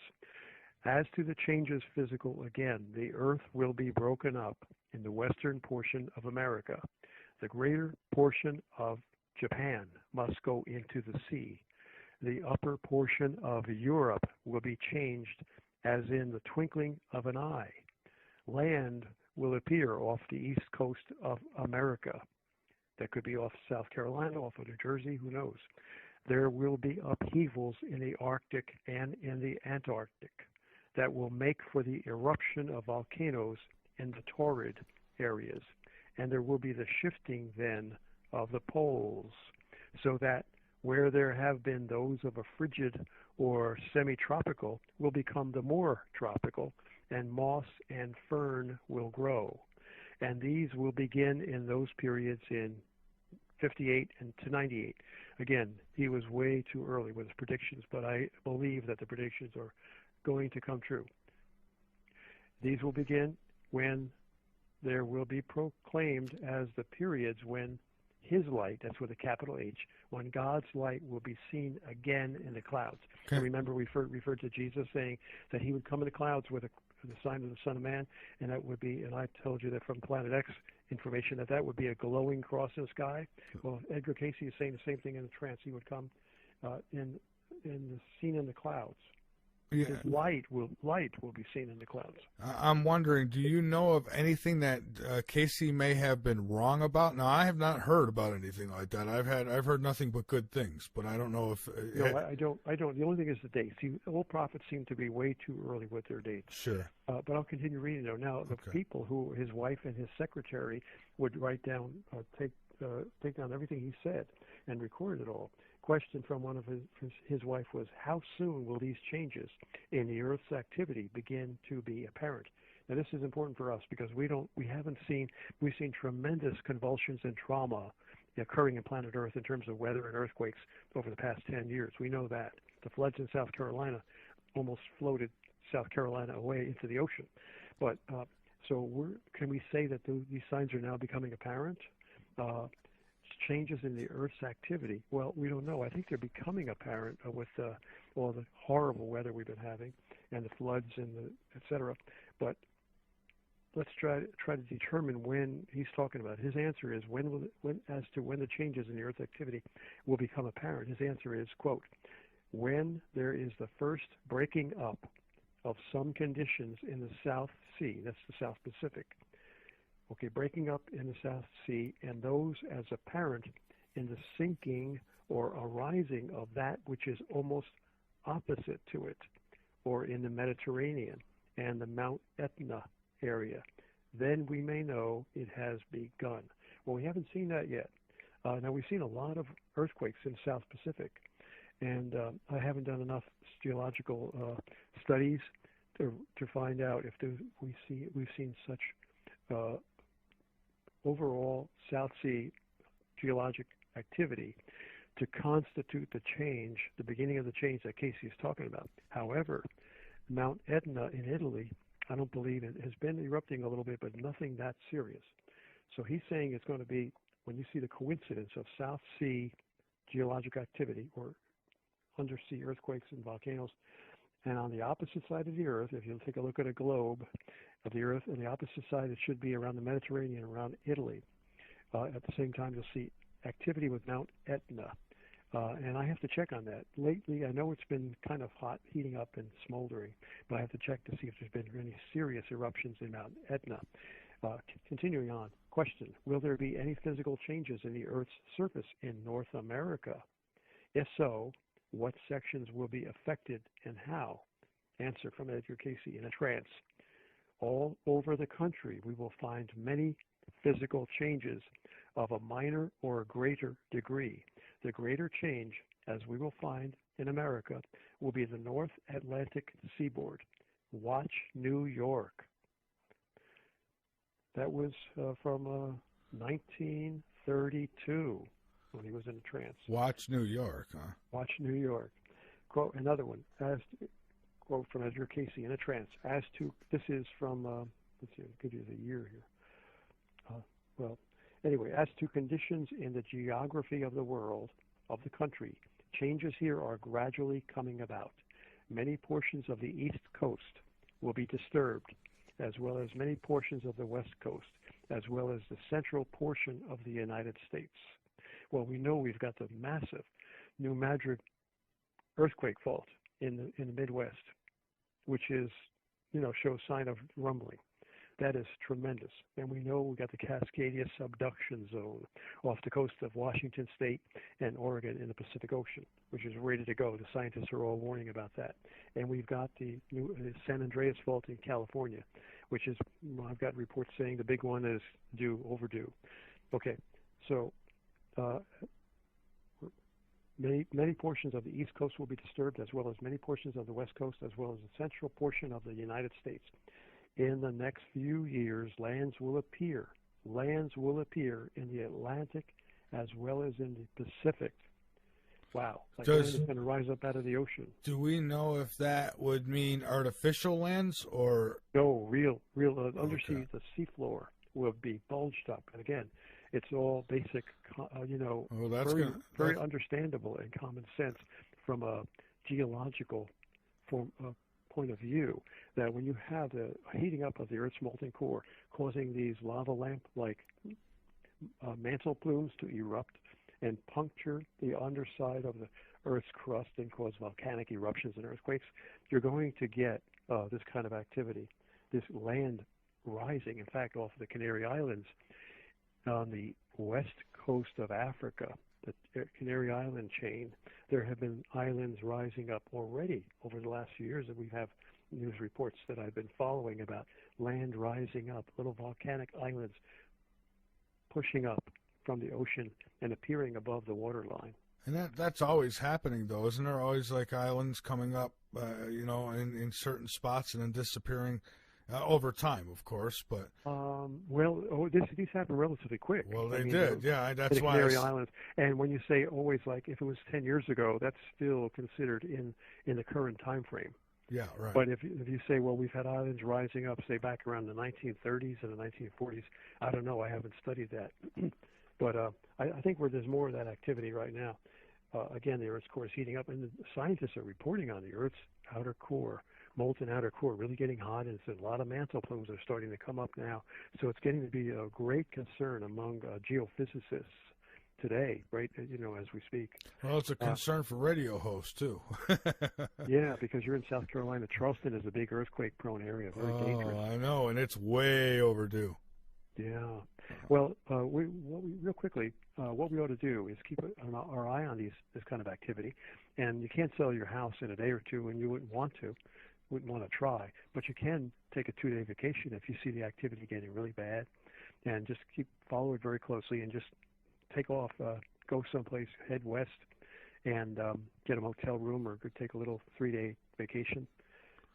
Nothing happens. You just come back again, and you might wind up taking a few trips, but you could save your life. Well, you may not save your house. You know what I'm thinking, John, is with all this flood water, boy, it's a good trigger, isn't it? It is. I've read about that too, where lots of flood water causes such pressure on the Earth's crust that it actually can precipitate earthquakes. Yeah. Yeah, and so that's why I'm thinking, whether it was intentional or not, we know that water certainly in earthquakes they kind of do mix. That's right. Yes, absolutely. So that's another triggering factor is, as you say, the heavy deluge of water pressing down on the Earth's crust. Many portions of the East Coast will be disturbed, as well as many portions of the West Coast, as well as the central portion of the United States. In the next few years, lands will appear in the Atlantic as well as in the Pacific. And what is the coastline now of many a land will be the bed of the ocean. Wow. Even many of the battlefields of the present, that was 1941 when he was speaking, many of the battlefields of the present will be ocean, will be the seas, the bays, the lands over which the new order, he called it the new order, the lands over which the new order will carry on their trade as one with another. You see, he even prophesied a new world order when he was in a trance. I see. Portions of the now east coast of New York, or New York City itself, will in the main disappear. New York City will disappear. This will be another generation, though, here, while the southern portions of Carolina, Georgia, these will disappear, and sooner than New York. And this is Carolina all happening. And Georgia. And this is all happening, and this was all predicted by Casey. Casey in his trance in 1940s, 1930s. Yep. Wow. Continuing, the waters of the lakes, the Great Lakes, will empty into the Gulf of Mexico. Imagine the Great Lakes emptying into the Gulf of Mexico, rather than the waterway over which such discussions have been recently made. He's referring to, in other words, he's saying the Great Lakes will empty into the Gulf of Mexico rather than emptying into the St. Lawrence Seaway as they do now. Mm-hmm. Well, that's not a good thing. In other words, the U.S. will probably split open along the Mississippi, and the Mississippi will widen tremendously. That's what Dr. Rand has said, that's what's going to go down. And we could take a few extra minutes, John, if you got more you want to get through, because I want to hear it. Okay. Continuing, then the area where the entity, now he talked about entities and his trance, he used stilted language. Then the area where the entity that's talking about himself is now located, which is Virginia, they say parenthetically, in Virginia Beach, where he lived. Then the area where himself, the entity, is now located will be among the safety lands. I don't know, Virginia Beach, I wouldn't want to be out there. It's too close to the coast for me. They got hit pretty hard with the last flood, the last rainstorm. But he may be right. They will be among the safety lands, as will be portions of what is now Ohio, Indiana, and Illinois, and much of the southern portion of Canada, and the eastern portion of Canada. Those will all be what he prophesied as being the safe lands. What about Buffalo, New York? I guess that's gone. Well, he says the eastern portion of Canada, that's pretty close to Buffalo. So sounds like that area may be safe, according to Casey's prophecies. Oh, good. And he says much of the southern portion of Canada, okay, that's southern Canada, and the eastern portion, so southeast Canada, will be pretty safe. That's Buffalo, basically. While he says, however, the western land, much of Canada, much of that is to be disturbed in this land, Canada. As well as much in other lands, too, will be disturbed. So Western Canada is going to be disturbed. Continuing, the earth will be broken up in many places. The early portion will see a change in the physical aspect of the west coast of America. So in other words, the first signs he's saying of the breakup of the U.S. will be in the west coast. and then it looks like then the next breakup will be the Carolinas and Georgia, and then after that, New York. Oh, so someone just asked me about Rochester, New York, which is about, I guess, somewhere around 4 to 5 hours from New York City. So probably, and it's, the lake, got lake all around it. So probably an ocean on the other side, really, when you think of New York City. So probably not so safe, huh? I don't know. It's Rochester is up there though. It's getting close to Canada, so he says True.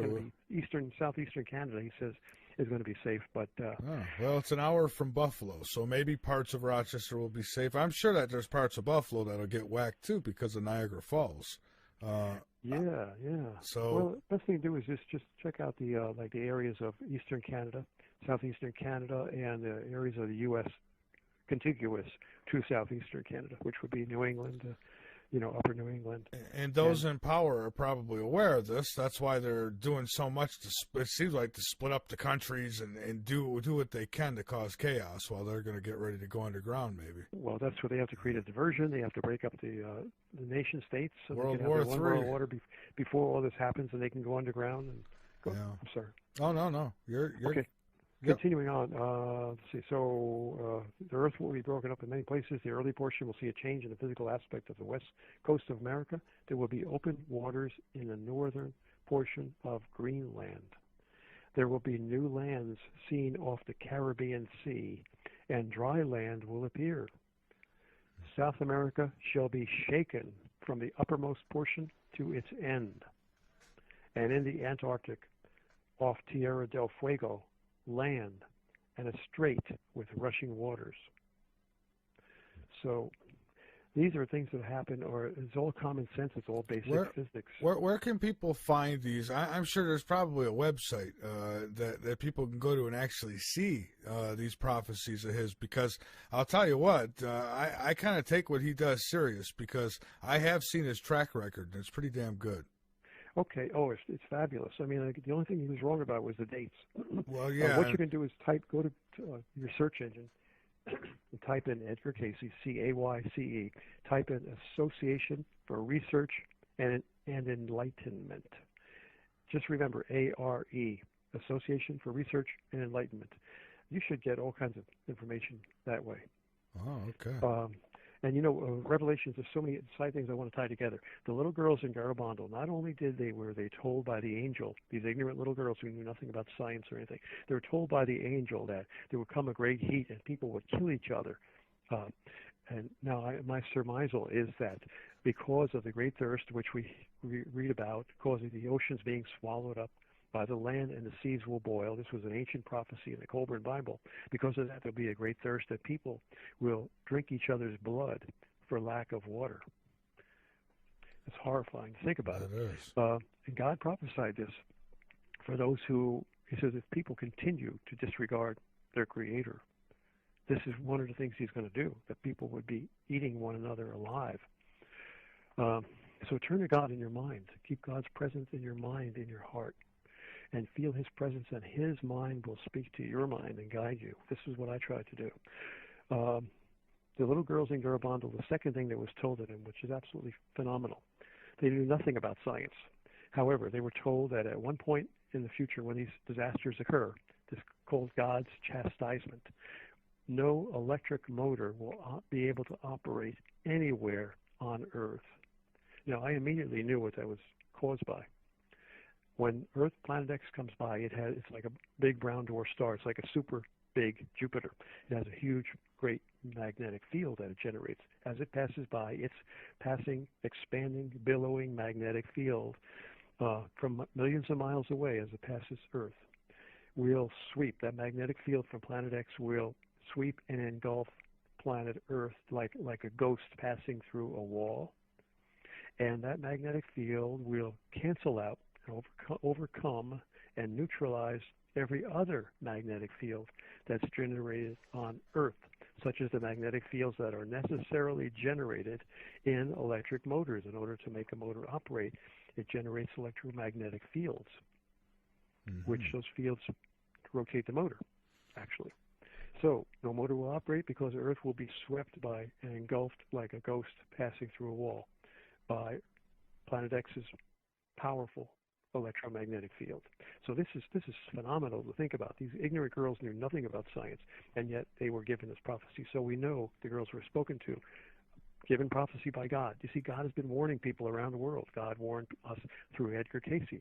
God warned us through the girls at Garibaldi.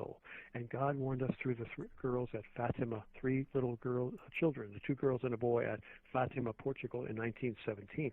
The Pope of the Catholic Church actually, this I have information from Catholic scholar who has been doing research, and others who have researched the Sister Lucia, who was one of the children. She gave the third secret of prophecy, which was concealed by the church, and it was accidentally released by word of mouth through Pope John Paul II. I have the document in front of me. It's in my. It was. I'll tell you from memory because we don't have time. But it was at a German conclave, published in a German magazine, the Stimme Glaubens, and I'm not going to spell that for you, but you can find it. Just type in the word Fulda, Fulda. That was the town in which Pope John Paul convened with these German Catholic clerics, and one of them asked Pope John Paul II, "Why have we not been told that the third secret of Fatima, which was promised to be released to the world in 1960, and here it was 1980 or 1981, and the third secret had not been revealed yet." And Pope John replied as to the failure to reveal the third secret of Fatima. He said, if some great disaster were to occur which would cause the oceans to spill out of their basins and flood entire land masses and cause millions and millions of people to perish in an instant, would we really want to reveal this information? Is it responsible for us to reveal this? You see, so the Pope spilled the beans. He told us the third secret of Fatima. That proves it was a supernatural statement, prophecy from God, again, to the girls at Fatima, just as God spoke supernaturally to those ignorant girls at Garibaldi in 1964 and told them that there would be a great heat and people will kill each other and that no motor on earth would be able to operate, just as God spoke to Edgar Cayce and many other people. Gordon Michael Scallion said in the great documentary Ancient Prophecies on ABC TV, he said, the earth becomes very quiet in the turn of the century, around the year 2000 and thereafter. The earth becomes very quiet, and then a great wind occurs.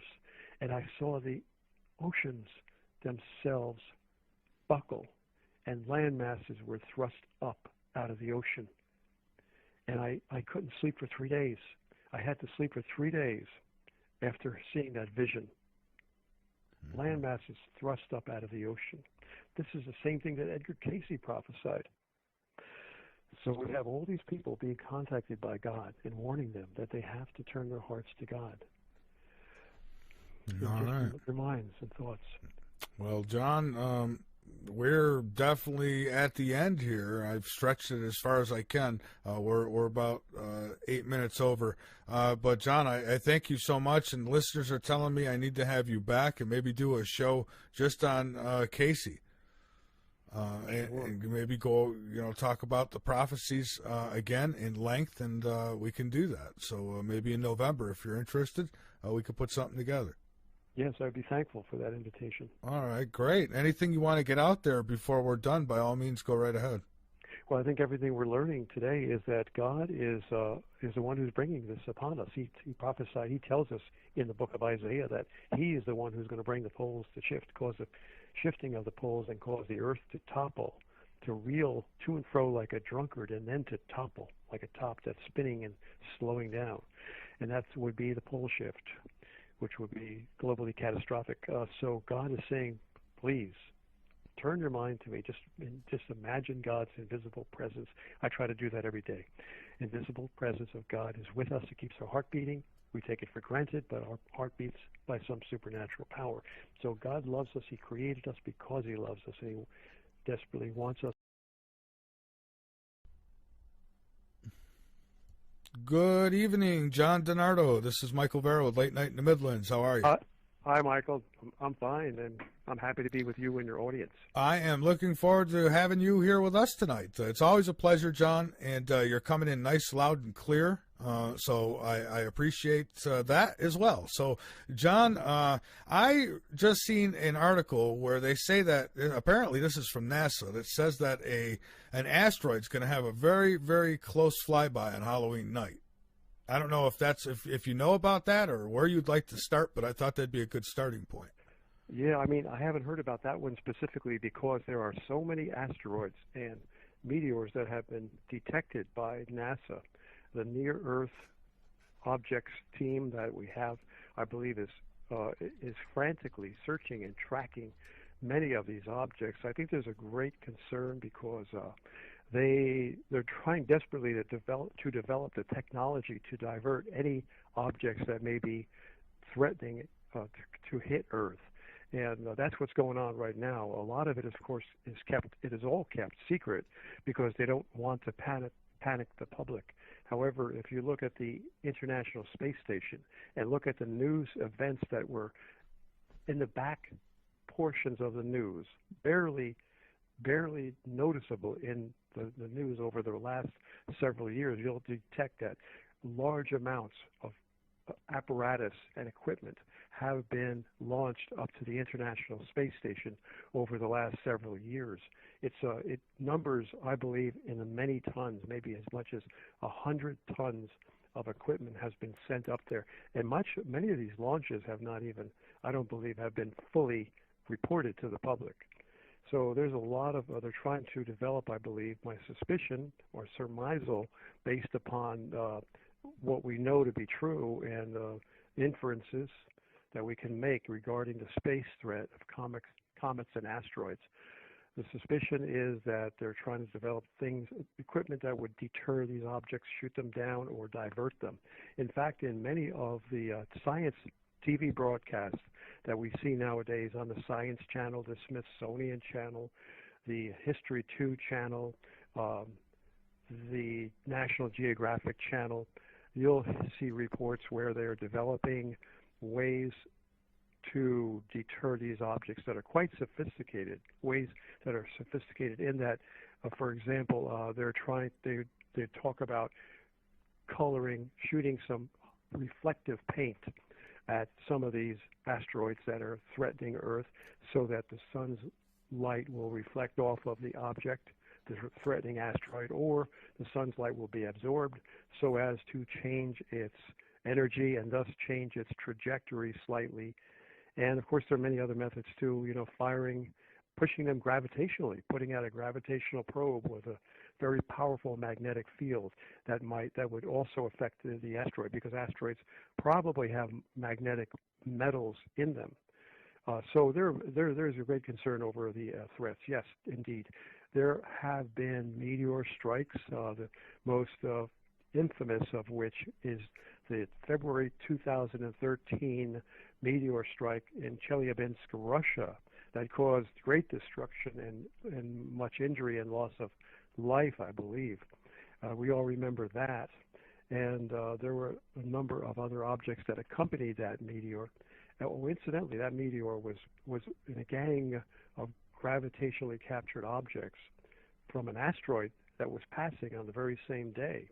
And they never told us that, they said, well, it's a coincidence that this near-Earth asteroid just barely missed Earth on the same day that a meteor struck Russia and caused destruction. Well, obviously, that was not a coincidence, not a random coincidence. That meteor and others gravitationally captured by the meteor were part of like basically a celestial shotgun blast that hit Earth. Some of the objects there were some impacts around Cuba, as I recall, too. So, yes, we're getting more meteor strikes this year. I had posted information that was completely covered up by the American press, and he's also, I believe, by the European press. The only way I was able to verify it was through an Italian newspaper report, and also I was fortunate enough to find a video documentary, a video report done by Iranian journalists in Iran, where the meteors had actually struck.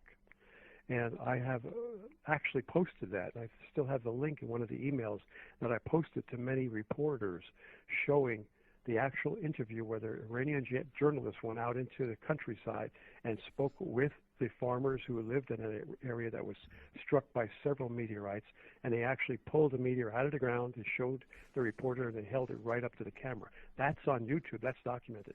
Why did the U.S. government totally cover that up? And there was reports in the American press saying that this was a hoax. There was no meteor strike. Why would they go out of their way to deny something unless it was true? And that reminds me of the big threat, the big celestial object, Planet X. Why would the government go out of their way to have NASA hacks and mouthpieces tell us that Planet X doesn't exist, and it's a lot of hysteria. It's put out by conspiracy theorists.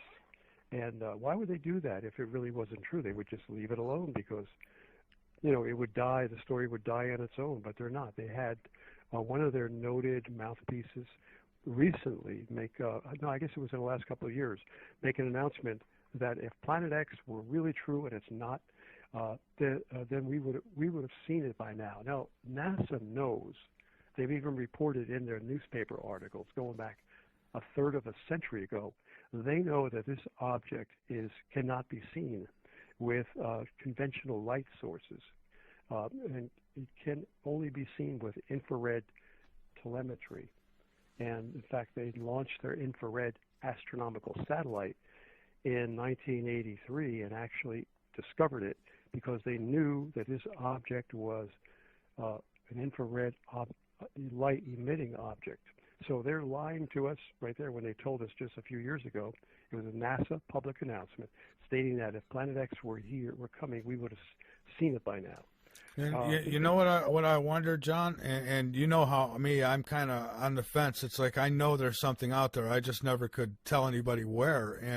But I had Coast to Coast AM's science advisor on, Bob Zimmerman, and he kind of laughed at the notion and said that there's absolutely nothing out there. Now I would ask, why did guys like this who have the credentials they do, how come they are they all being silenced? Somebody got to them, yeah. Because, give me his quote again. What did he say? Well, I don't know his exact quote. Paraphrasing. But he says that it's just there's no scientific evidence whatsoever of anything such as Planet X. He said there's no threat at all out there. Right there, it tells me that there's deception, because if he were really being scientifically honest, and we know he has studied the subject, he would have said yes.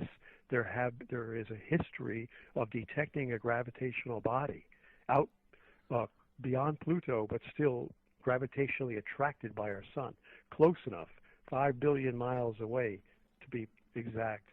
Back in 1983, it was estimated to be 5 billion miles away based upon the size that they had computed. You see, the mass is, to determine the distance away, they had to know the mass of it when they sent up a probe in 1978 called the Pioneer 10 space probe, which was designed to detect a gravitational pull on the space probe from this body, which they had calculated was out there. And so they have to know the mass of it. So assuming that it was as large as their scientists, the greatest scientists of the day of 1983, said, they believed that it's a brown dwarf star. Now, by definition, a brown dwarf star is the minimum, puniest brown dwarf star is about 3 Jupiter masses. Whew. Now, the mass of Jupiter is scientifically proven to be 318 Earth masses. So when you get an object that is at least the size of 3 Jupiter masses, that's 3 times 318 Earths. You're getting close to 1,000 Earth masses. So with a mass that great, as you know, mass is directly proportional to the gravitational force of attraction exerted by that mass. So as this object comes in, that because it's being drawn in by our sun is much, much more massive than this object. So our sun is like the anchor man. It's not going to move. The sun is going to move this brown dwarf star because the sun is scientifically proven to be 1/3 of a million Earth masses. Nearly 1/3 of a million Earth masses. That's a lot more than 1,000 Earth masses, which is the estimated size of this incoming dwarf star. So the sun is pulling it in. It's by basic physics, there's no way to escape the reality that when an object is falling, this object is falling, literally falling into the sun. I mean, just as a meteor gets close to Earth, gets within Earth's gravitational field, that meteor is inexorably pulled toward the Earth by Earth's gravitational force field. There's no way that meteor can escape unless it has enough tangential momentum to overcome the pull, gravitational force of the Earth. However, this object is being pulled pretty much in a straight line. It's not really a straight line. It's a very highly elongated elliptical orbit. But for all intents and purposes, it's not tangential to the sun, such as our planets are. That's why our planets do not fall into the sun. Jupiter doesn't fall into the sun. Earth doesn't fall into the sun, because they're in a revolution around the sun, and a centrifugal force, the outward pulling force, centrifugal force of the Earth keeps it from falling into the sun. Likewise, the centrifugal force of Jupiter and Mars and all the other planets revolving around the sun prevent them from being pulled into the sun. So there's a very delicate balance between the sun's pull on Earth and Earth's centrifugal force, which keeps it in its proper orbit, where and it's amazing. You have to realize that there must be some great being, some entity who created all this, because it's great. It's much more than coincidence that we are in an orbit that is just right for human life to survive. And John, do you think this is why they sent the probe out towards Pluto? Are they trying to see what's yanking on everything out there? Yes, I have the article. In fact, they come out and stated back then in 1968 they were not secretive, because they were the National Security Agency had not really grabbed control of them, and they were not really concerned too much, because the NSA really didn't understand the great public concern that would result from the knowledge of this object. So therefore, they were pretty free in their information back then. That's why you have to go back to the old reports, and I've got a big folder here. I've got all kinds of books on Planet X in front of me. It's just amazing. I don't know where to begin. Wherever you'd like. But I'm going through my reports, and I do have here the New York Times. I went to my county library and went through a lot of trouble to photocopy from the microfilm archives reports, and I've got it right here. I think I've got this. I've got to really post this on my Facebook page and send it out to a lot of people, like such as you. But I've got the New York Times report photocopy. It's pretty clear from the microfilm library. June 19th, 1982, New York Times.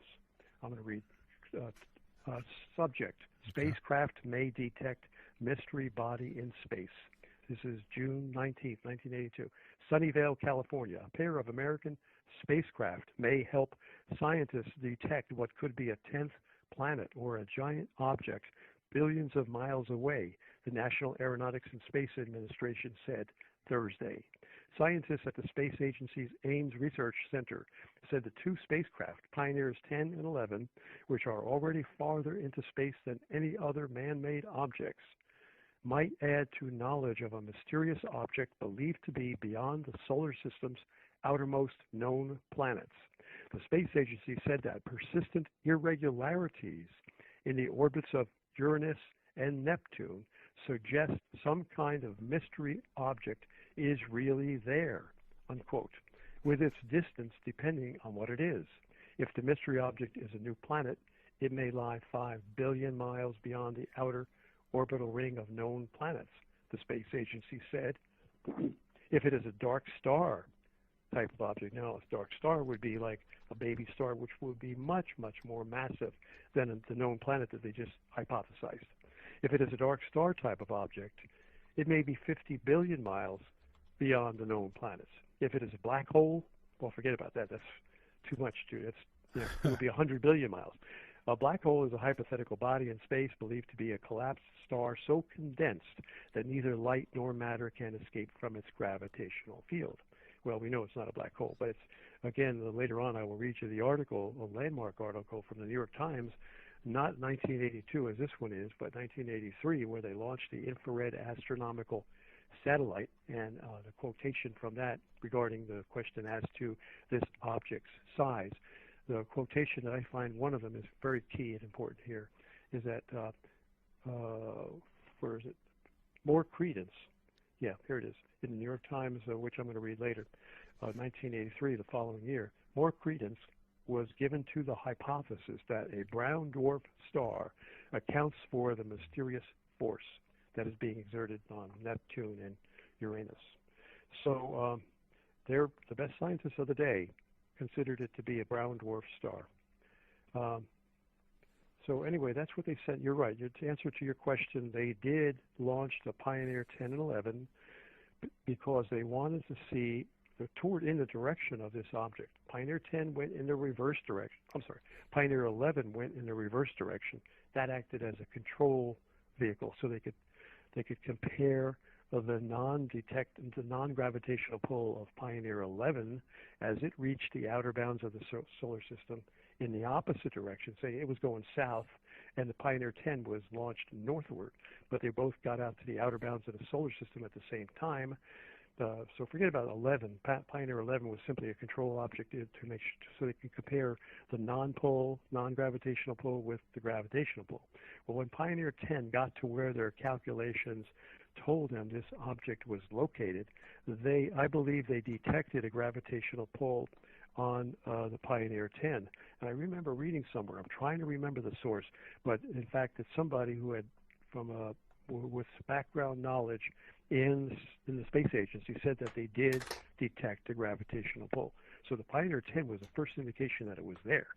Now, of course, they'll say, well, we don't, it didn't happen. But if you look at the records, and I asked people to help me in his research by checking to see what was the answer that we got from the space agency, from NASA, as to whether or not this Pioneer 10 actually detected a gravitation, was it pulled off of its trajectory by the great gravitational force of this sought-after object, or was it not? What the space agency never told us, to the best of my knowledge.